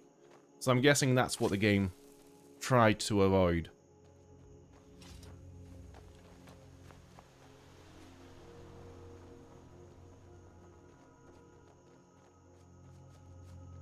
Any interesting herbs? I am peckish. Let's see if we have any food. Yeah, let's have that. Whatever. Oh, there's a cave over this way, apparently. I can see some kind of a bridge over this way. Let's see what it is. What's that? Oh, clay deposit. Right. We won't touch it just yet. So you can actually build houses in this game as well, later on. You get given a bit of land. And then you can build stuff for that house with wood and clay. But for now, we'll just leave it because it will just take so much of our inventory space. It's just not worth it for now. Okay, we can fish around here. It's a bit... I don't really want to fish in the middle of the night. Also, let's see if I can put any warmer clothes on. If it's actually going to make any difference at this point. Fur boots.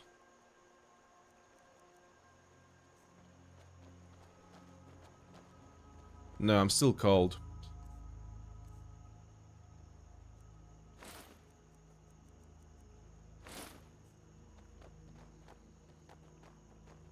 there's a cave here. Think we should check it out? Sour Brittle Shin Pass.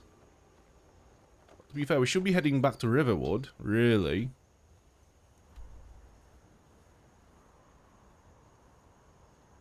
But since we are here... Actually, no. So we know where this place is now. Actually, let's go. Let's have a quick little look. See how big it is. If it's small... No, this is fairly big. There's a trap there. Let's look at the map. Yeah, this is going to be big, so let's leave it for now. We'll come back here later. So again, a nice quality of life thing in this game is that when you find a location, it tells you if you cleared it or not. So for example, we've cleared Bleak Falls Barrow, so it says it's been cleared. We found this location, but we haven't cleared it, so therefore, it doesn't say that's been cleared. It's such a good little quality of life thing that just helps so much. When you think back to New Vegas, you know, you don't get any of that in that game. Maybe you do with mods, I'm not sure, but in the base game, you don't. But the music. Oh, right, the music. This is one of the most beautiful tracks in video games ever written. Fuck it. We're gonna blast it. Just look. Just...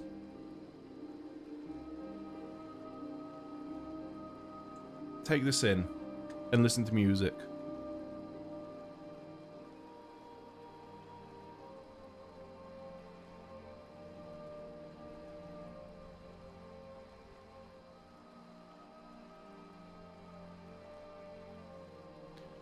Like, you can hear the bugs, you can hear the water, you can hear the wind, you can hear the music in the background. It just creates, and with this visual here of those mountains, clouds, snow, trees, the waves, it's just beautiful. Like, this is a work of art right here. This is a painting. It's beautiful.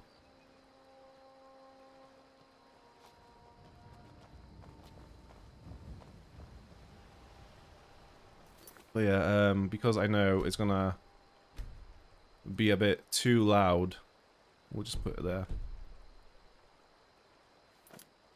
And I mean too loud in dialogue. Is that a rabbit? No. I thought it was a dead rabbit.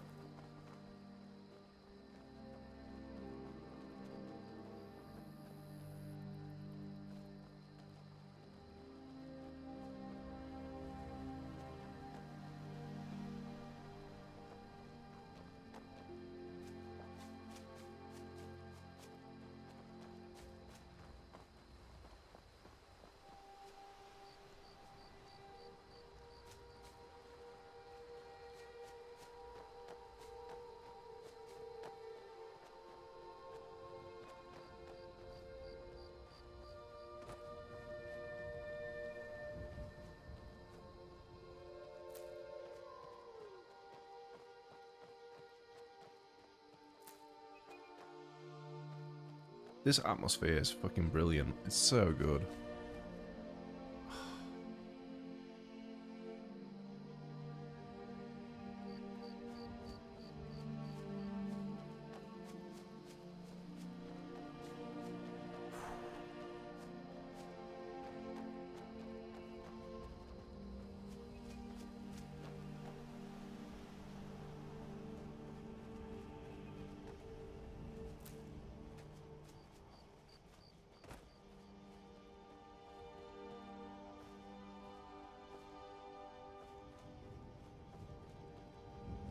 Okay. We found the shack. Anise's cabin is covered. I'm just a poor old woman, dear. No need to trouble yourself. No, that's fine. I'll just take your leeks. Thank you. And your cabbages. And potatoes. Now, what is your story? I get so lonely out here. Is that an invite? Okay, let's have a look for your little abode. I get so lonely out Yeah, here. I've heard. Okay, so we could steal a bunch of stuff from her, but I'm not gonna. I do think she has, Right, we need wheat, because we know that this is, for healing. Dresser? Song of the Alchemist. Oh, this is good. That's going to give us a skill point in alchemy. And we can just leave it. Apothecary satchel. Oh, it's a pearl. Cool. And she has a cellar. Let's go down. It feels like a trap, does it? Oh, you bet.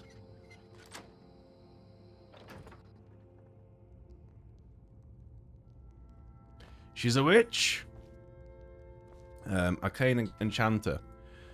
So this is how you enchant stuff. To enchant an item, you must know an enchantment and have a filled soul gem to power the enchantment. Enchantments are learned by disenchanting, destroying enchanted items. So, we have some items with enchantments on them. How does that work again? Oh, disenchant, right. So these are all the items that we have with enchantments on them, which are magical properties to your items. So, for example, we can... so let's say we want to learn how to enchant other items with lockpicking buffs. So what we have to do is we have to learn this by destroying this item. But now we have Fortify Lockpicking as a known enchantment. So we can just select, for example, like, say, these boots.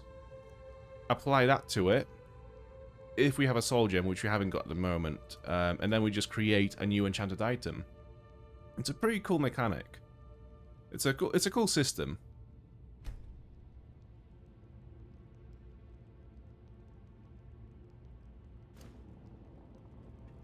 What else do we have in here? Enchanter's Potion, Death Bell.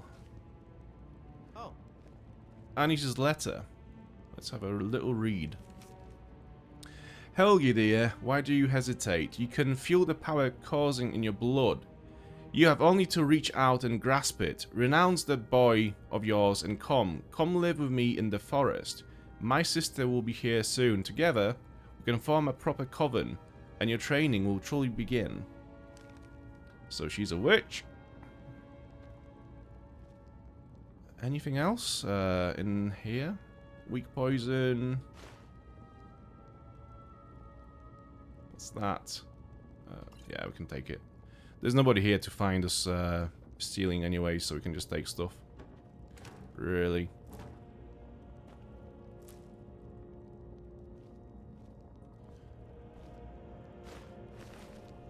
Take all those. Loot. Oh.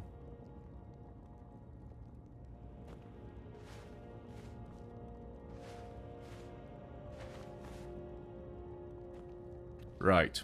Okay, so I think we've taken all we can from here. I mean, all the things that we want, anyways.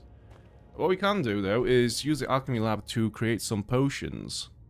Which we might do. Let's go through our ingredients, see what we can learn.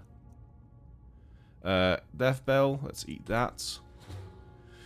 Damage health discovered from Death Bell, so we can use that in a poison. Hanging Moss. Damage Magicka, so that's another poison. Pearl. Restore Stamina. Void Salts. Now, this is pretty expensive. So, yeah, let's eat it. Let's see what it does. Weakness to shock. Okay. Right. Now we can craft some potions.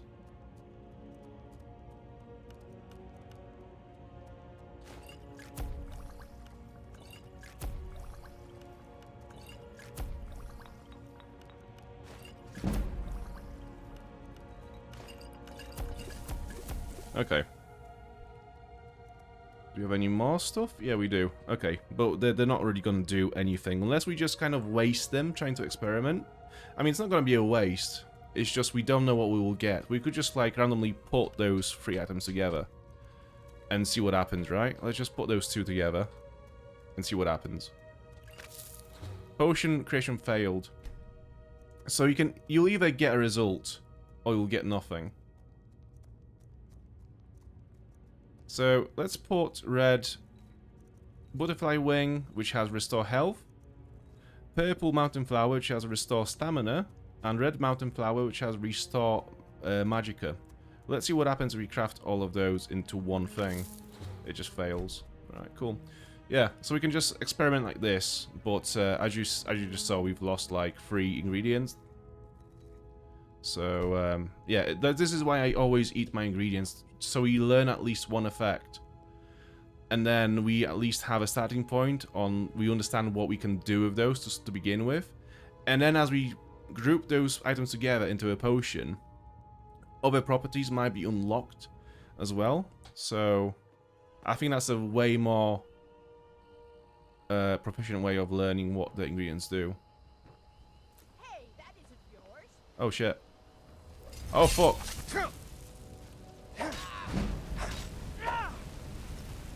No. Right, let's reload this. I didn't mean to do that. I forgot she was about.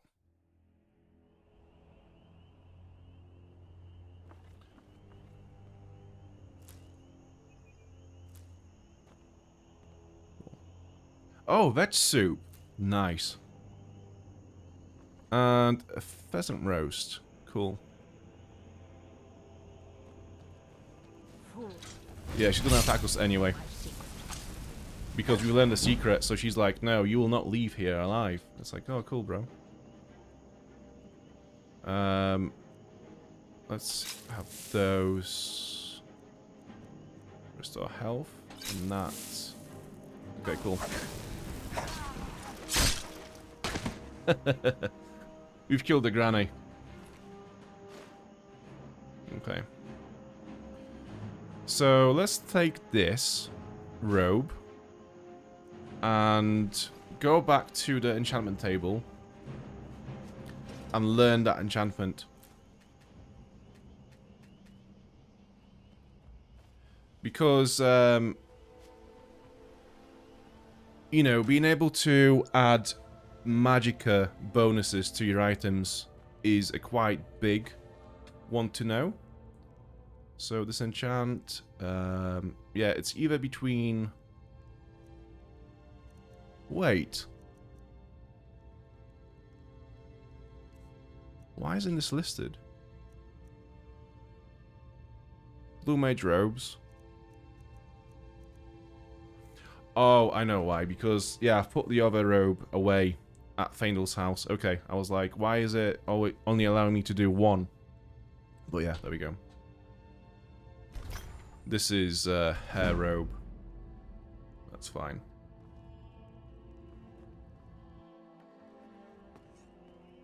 Okay.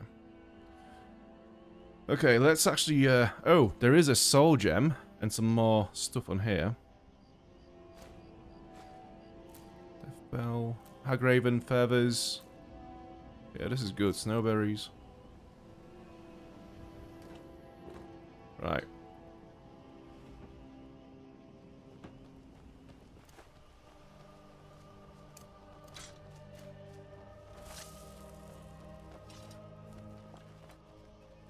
So sometimes you will find chests in trunks of trees that have fallen over.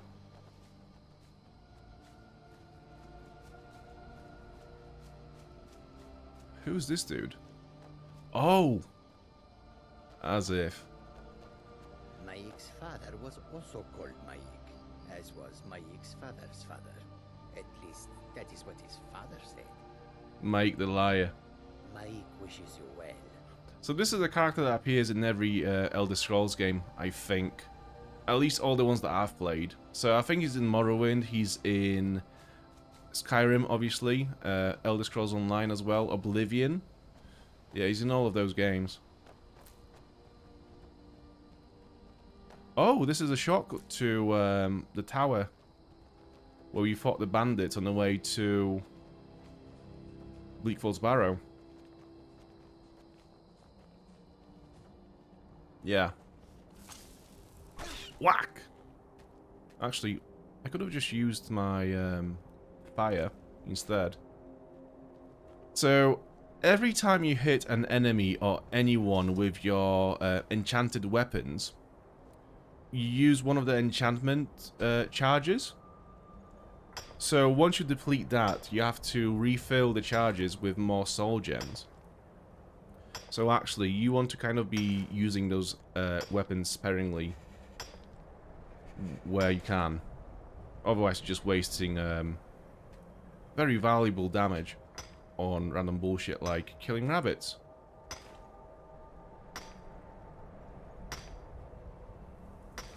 Oh, Mike the Liar? He doesn't really have a purpose. He's just like a little Easter egg of the series. Like, he literally just appears to tell you a bunch of lies. That's all he does.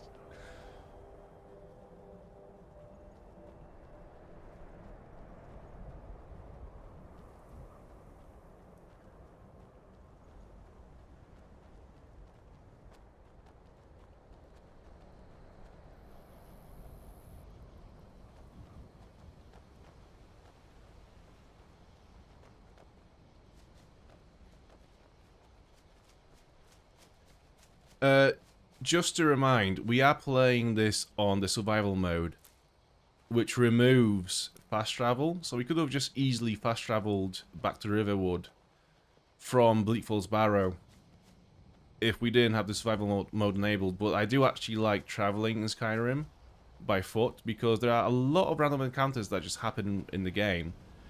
And obviously when you fast travel, you just miss that content out. And I, you know, like we've seen so far, sometimes with the music and the scenery, it's just so good to just explore Skyrim. It's just such a beautiful game to see. So yeah, I will definitely leave survival mode on.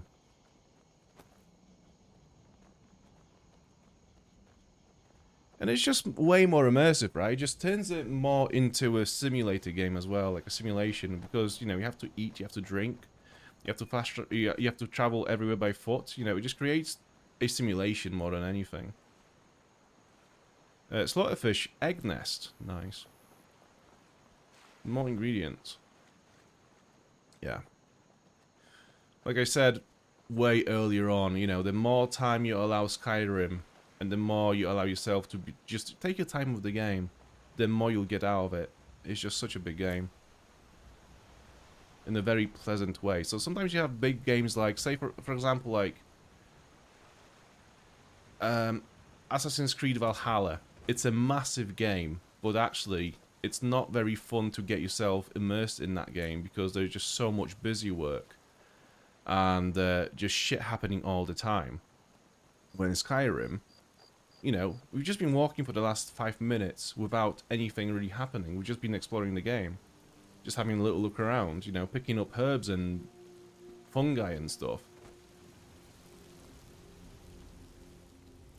It just lets you have those moments of silence where you can kind of rest, chill out, listen to music and absorb the atmosphere. When games like Far Cry, Assassin's Creed, not quite The Witcher, but yeah, there's a lot of open world games where just shit happens all the time. It's like the developers just do not trust you to remain interested in the game unless you are constantly being attacked every 2 minutes or every 2 seconds, you know. Where this game is just like, no, just go walk around, just, you know, look around. We trust you to enjoy the game. We understand that our players enjoy open world games and rich worlds to get lost in. So we know that if you are one of our players, you will probably enjoy this experience.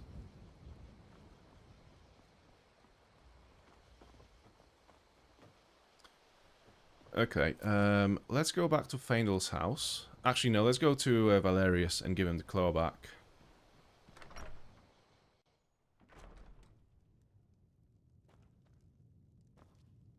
The sooner you find the claw, the sooner our lives can get back to normal.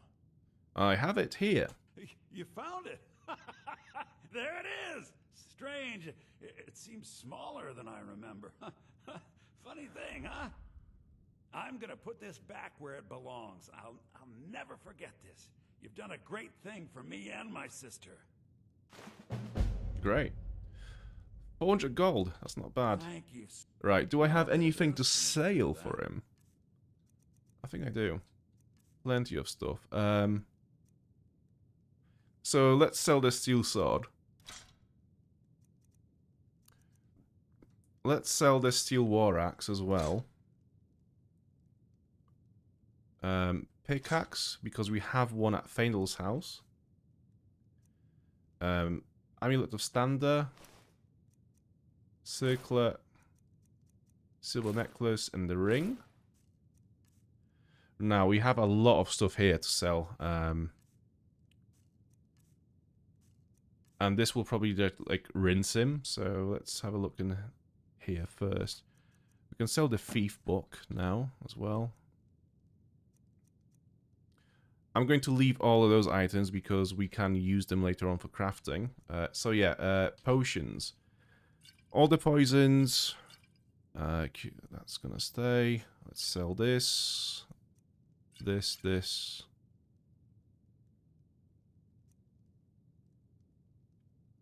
I'm gonna sell it. I don't really use bows anyway, so I might as well sell it. Blocking up, this is very weak, so let's just sell it. Frenzy, sell that as well. Now, paralysis is pretty good. 3 seconds, it seems like very little, but actually, when you are fighting a strong enemy, 3 seconds is like 3 or 4 hits, you know? So it's a good one to have. Yeah, I think this is it. What can we get from him? Any more spells? No.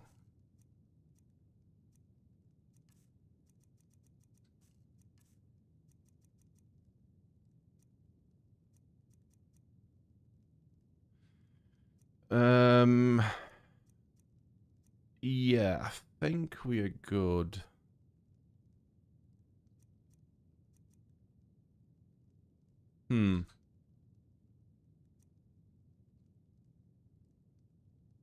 Oh, leather scout helmet. That's interesting. I've not seen that before. That must be one of the anniversary edition items. It's pretty cool. Yeah, I do like what the anniversary edition, the Creating Club content, adds to this game. All the content that you get in the anniversary edition. It's, like I say, it feels well integrated within the game, and it adds to the experience, rather than something like Fallout 4 Anniversary Edition, which just has a bunch of very shitty cosmetic items.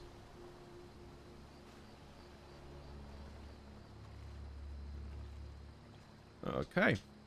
So now, we have a nice iron plate helmet as well.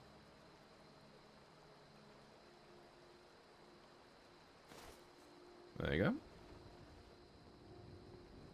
Yeah, that's pretty cool.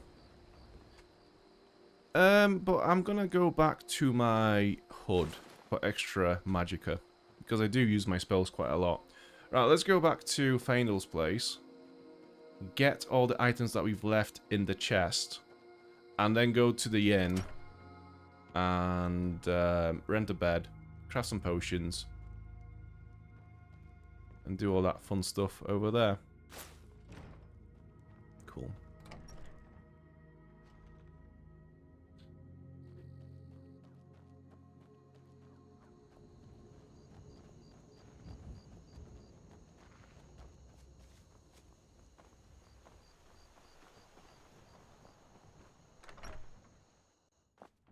Right. Before we get to bed, I'm going to craft. Yeah. Let's craft. Restore magicka. And then we'll just do those as well. Can I sell them to this dude behind the bar? That would be quite handy. I'm not sure if We got rooms and food. he has a lot of Drink, gold too. though. Drink Let's for see. the thirsty, food Yeah, for yeah, the yeah. hungry. No, okay, so he doesn't trade with potions. All right then. In that case, let's go back to Valerian. I want to get rid of it because it's just dead. It's just dead weight otherwise. Because I'm not going to use those potions. There's just... Like, that's the thing, like, you know, all those potions have a... Oh, it's closed. Fair enough. All those potions have, you know, a fair use. It's just... I always forget to use them because there are so many different items to use. My brain just does not retain that information. I will never think of like, oh, I'm being burned alive. Let's use a potion that reduces fire damage. It'll be very rare that this happens in my brain. Sure thing. It's yours for a day. Cool, thank you. Let's go. Huh? Paint will move. I'm the innkeeper. It's my business to keep track of... Yes. Good. Apparently, it's also your job to sleep on a... It's also your thing to sleep on a job. Right, let's sleep for, 5 hours. Is that going to be enough to get well rested? I'm not sure. Do you have to sleep for 8 hours? I guess we'll see. Anyways, we get to level up. So, I could do with more stamina. Oh, another level. Another stamina. Cool. So... blocking is 20% more effective. Actually, no, we said we were going to go for destruction. Cast novice level destruction spells for half magicka. Yeah, this is good. Can we also increase the damage? Augmented flames requires level 30. Okay. Yeah, so we are still kind of some way behind on that one. We have to use our spells a bit more to level them up. What about alchemy? Wow, 18. Potions and poisons you make are 20% stronger. So what that means essentially is they will be stronger and also be worth more. So we could get some more gold for them. Let's have a look at one-handed. We could do more damage with one-handed weapons.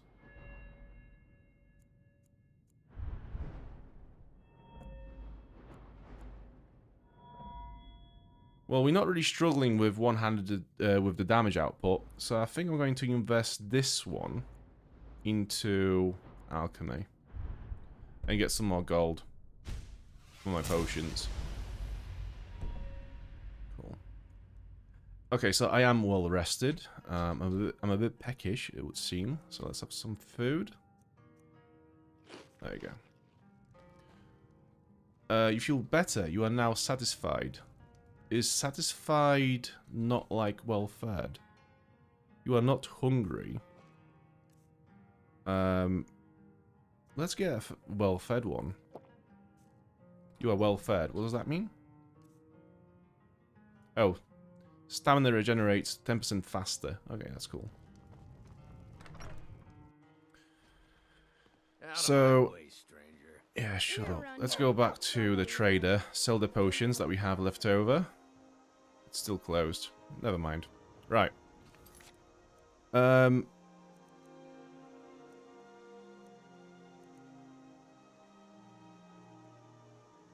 Okay, let's go and talk to the Jarl of Whiterun. So Hadvar's uncle Alva asked me to take word to the Jarl of Whiterun of the dragon attack on Helgen and to ask the Jarl to send soldiers to protect the Riverwood. So let's do that now. So Whiterun is just over there. It's not too far away. How do I remove my this? There you go. Right. We know where to go. So off we go. Also, how do I auto-run? How do I see the key bindings? Oh, controls. There we go. Okay. Activate auto room. Always run, auto move. That one. There we go. That feels much better. Okay. Yeah, let's go. So, after we get to Whiterun, I would like to buy a horse. I have nearly 2,000 gold. So, I'm pretty sure this should be enough for me to buy a horse, although I'm not sure what the prices were like. I think it's 500 gold, but just in case.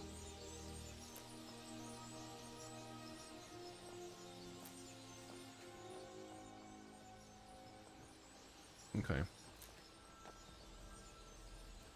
We have a massive elk. I don't think we'll be able to kill it, but do you know what? I've got your back. I need you to do something. All right, what is it?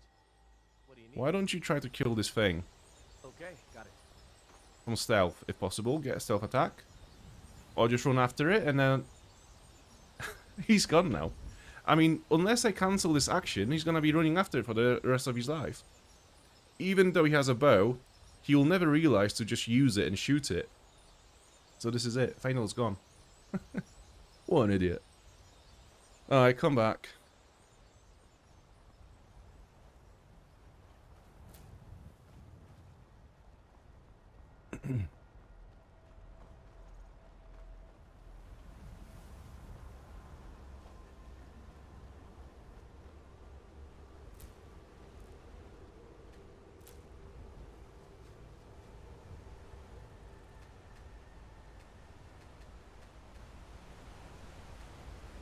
I kind of not pick them up.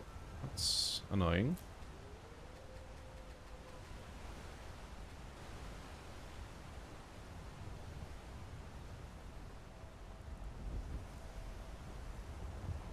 Oh shit. Hello.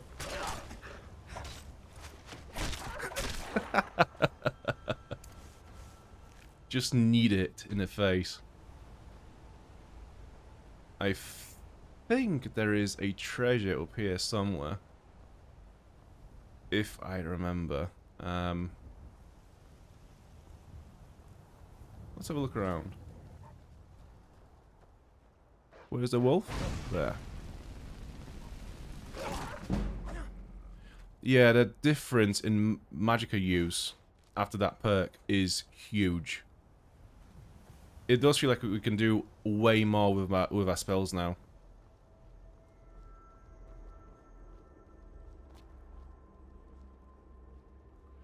Actually, do you know what?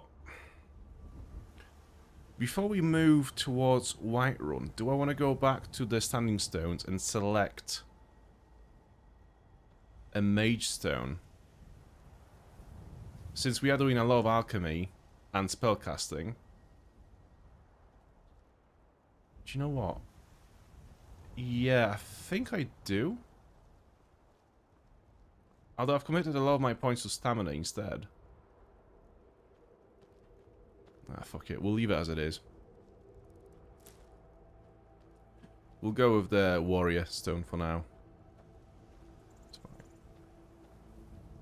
Although, the temptation is still there. Ah, fuck it. Yeah, let's go to the Standing Stones. Let's change it. I think the temptation to become a mage is too powerful for me to resist. Also, where the fuck are we going now? Oh, this is back to Bleak Falls Barrow. Never mind. Okay, it's not too far away. It's like 2 minutes journey.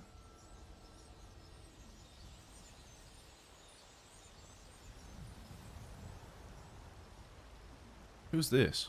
Oh, it's a courier. I've been looking for you. Got something I'm supposed to deliver. Your hands only. Let's see here. Looks like that's it. Got to go. Items added. What items? Well, it must be anonymous letter. Okay.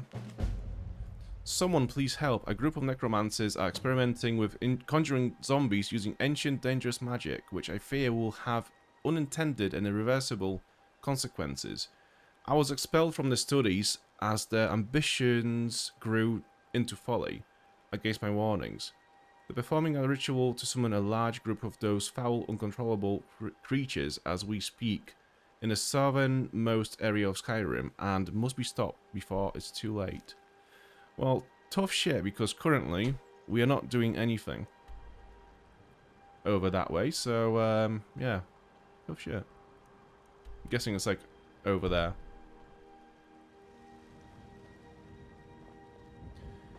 This is another great thing about Skyrim. Like, I mean, I know this goes for a lot of games, but there are a lot of quests here that seem very urgent. Like, go to Whiterun, tell the Jarl about the dragon attack. Oh, come to this cave, we need to stop the big evil happening there. Oh, come and do this, because this is going to be really bad if you don't do it now. It's like, okay, I'm not going that way. I might be there in like 20 hours time. The game is like, yeah, cool, chill. If, you know, there's content here for you to do if you want it. So, whenever you're ready, it'll be there. It's very relaxed pace, you know. There's a sense of urgency in what you're doing, but it also isn't pushed down your throat.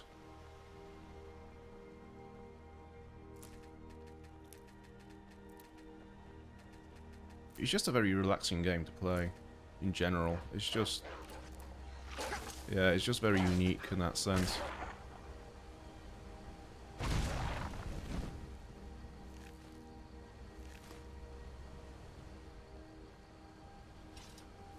Ooh, that's a lot of mushrooms. See, like, I'm just walking around having fun picking mushrooms. And herbs. And flowers. Like...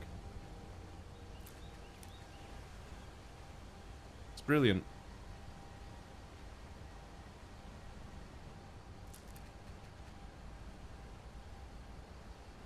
And not once during the stream in the last, you know, about 4 hours, I felt stressed out. Or like I'm not relaxing. I actually feel like I've relaxed today playing this game. Which I can't say was very common when I was playing New Vegas for the last few hours. Because of all the bullet sponging and, you know, just the content there being quite weird and all the bugs and whatnot. But here, I'm actually enjoying this quite a lot. And I think a lot of people could tell. Even if, like, maybe you couldn't, like, put into words, I think a lot of people probably felt that I wasn't having fun with New Vegas anymore. Because of all the different issues with the game that I had.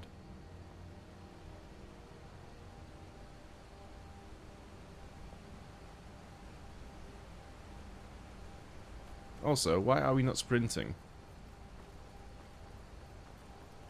So now, with the Mage Stone, my Alchemy and my Destruction spells, my Conjuration, so that's Raging Zombies, they should all be leveling up way faster. That's at least the idea.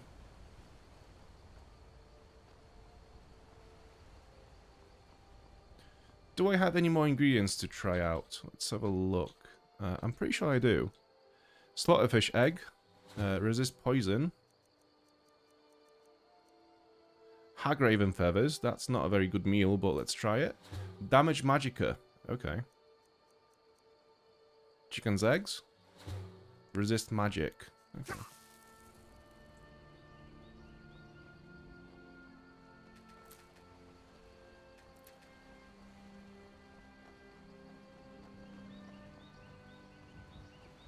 More slaughterfish eggs. Have I picked them up? No.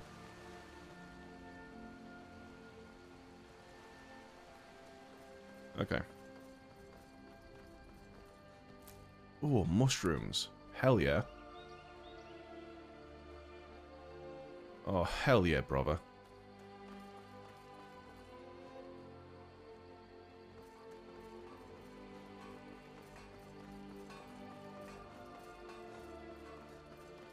This little run reminds me of the scene from Hobbit where Bilbo is just running out of Shire with his little backpack.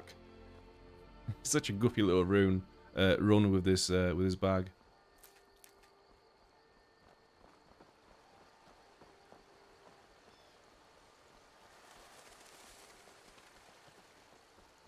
Right, so again, I do know that there's a chest, a treasure chest up here on the right side.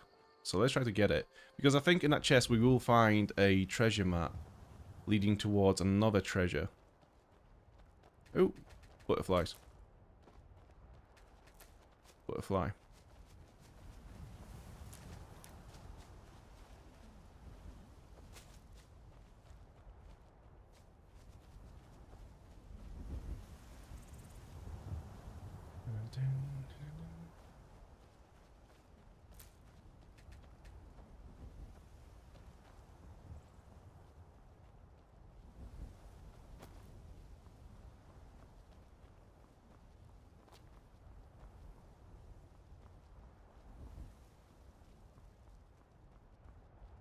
Yeah, it's over here somewhere.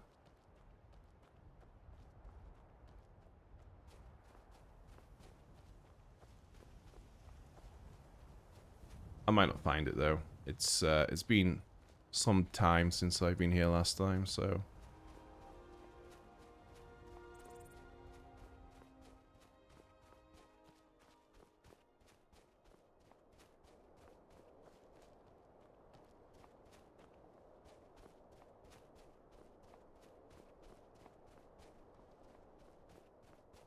Nope, not here.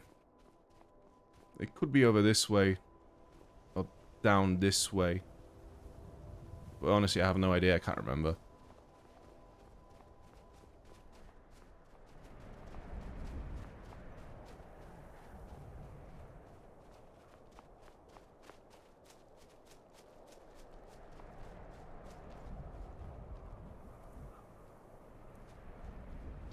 Yeah, lost it.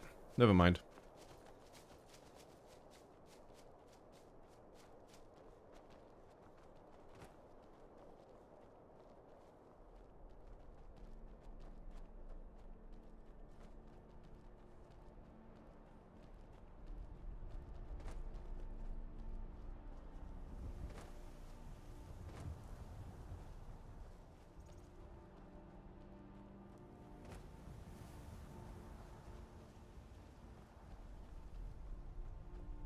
Oh look, it's a giant fighting some small puny humans. Let's give it a whack. Whack! You handle yourself well. Make for a decent shield, brother. So the music is loud again. It's a very weird balance between the music and the voice. Alright, let's speak to her again, see what she says now. You handle yourself well. You could make for a decent shield, brother. What's a shield brother? An outsider, eh? Never heard of the Companions? An order of warriors. We are brothers and sisters in honor. And we show up to solve problems if the coin is good enough. Can I join you? Not for me to say. You'll have to talk to Kodlak Whitemane up in Jorvaskar. The old man's got a good sense for people. He can look in your eyes and tell your worth. If you go to him, good luck. So this girl over here, she's one of the most legendary waifus in this game that can marry. I'm pretty sure there's a lot of fanfiction about her out there on the internet somewhere. I wouldn't know. Oh yeah, there's a lot of veggies here. Okay. Any tomatoes? I'm pretty sure there's somebody here that grows wheat as well.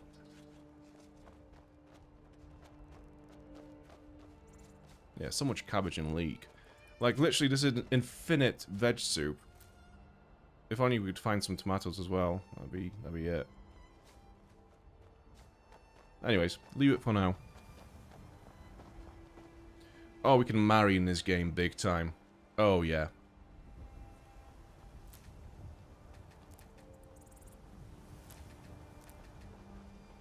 We can have kids, we can have dogs, we can have staff looking after our farmhouses. We can, yeah, there's a lot.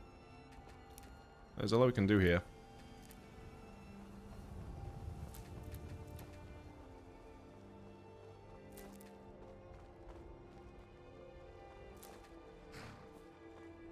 If you wish to hunt with me, your feet Okay. need to be quick. So we have Bjorlam, who's a carriage driver.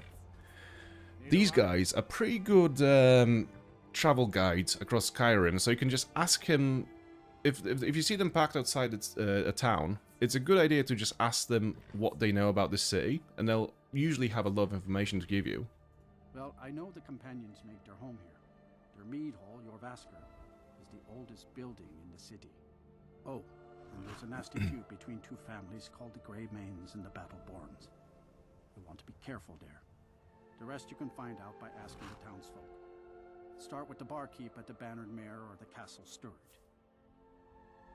So we just learned that a faction has its stronghold in this city, and there is a massive feud between two big families that are quite key in this city as well. So there's a lot of information that we can investigate. Well, So yeah, the Greymanes. And then it also tells you to speak to the people working at the tavern to ask for some more quests, and the people that are working in the town hall as well, who will also have quests. Okay, stables. Can we get a horse? Got the fleetest steeds in all of Skyrim. I'd like to buy a wild horse map. Is that a thing? Wow. Okay. Can I buy a horse? Suppose so. Got one all saddled if you've got the coin. So how did Skyrim get shat on with mechanics like this? Like I say, there's nothing really wrong with the game itself. It's just people comparing it to something like New Vegas and just saying, oh, because... Actually, no, it was being compared to stuff like Morrowind, which mechanically is a bit more deeper when it comes to like the role-playing aspects of the thing. In like basically Morrowind is a very old school role-playing game where everything is determined by dice rolls, where in Skyrim it's a bit more action-oriented. So in Skyrim, if you hit an enemy with your sword, even though the animation plays out the attack and you can see the sword hitting the enemy, the attack may not connect if the actual roll that happens in the engine of the game didn't roll an attack. So you'll just be doing this on an enemy, thinking you're hitting it, but it's doing no damage because you didn't roll the right number. So in that way, it's very similar to games like, say, Baldur's Gate 1, 2, etc., etc., because everything in those games was determined by those roll checks. And also, you also have, you know, like, you compare it to something like New Vegas, you get skill checks. So in many ways, Skyrim mechanically is not very advanced when it comes to role-playing elements, because it just didn't want to be that, really. It was always more focused on just being, you know, a game where you explore, and you have light action combat. So I think this is why the game was shat on, is because it just didn't live up to certain people's standards of what a role-playing game is. And mind you, this game, when it came out, and even now, people say it's the best role-playing game that was ever created, and that just rubs people the wrong way, you know. If there's a lot of people there who have very strong opinions, and if they see that someone disagrees with them, then they have to shout and argue. So this is why. Man like you needs a war Okay, horse. let's buy a horse. Got one all 1,000 saddled if gold. you've got the coin. On second thought, I'll walk for now. Suit yourself. Good day. Let's see, because there is we have to decide whether we want to invest in a horse or if you want to buy a house. I'm not sure how much the house was. I think it was way more than 1,000. But let's just see what we can do in the Whiterun before we decide on that big of a commitment.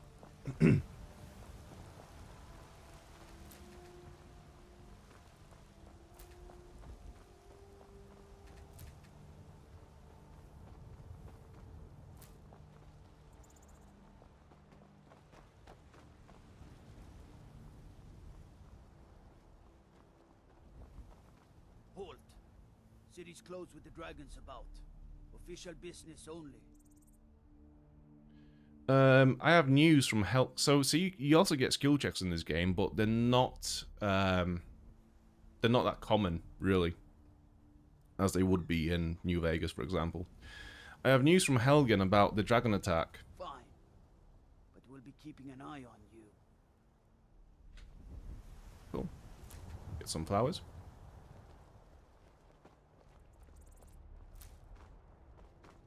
Lavender. Okay. We've not found any of that yet, so we could probably try to eat it and see what happens. Resist magic. So there's a lot of resist magic ingredients that we found so far. One of those horrors coming.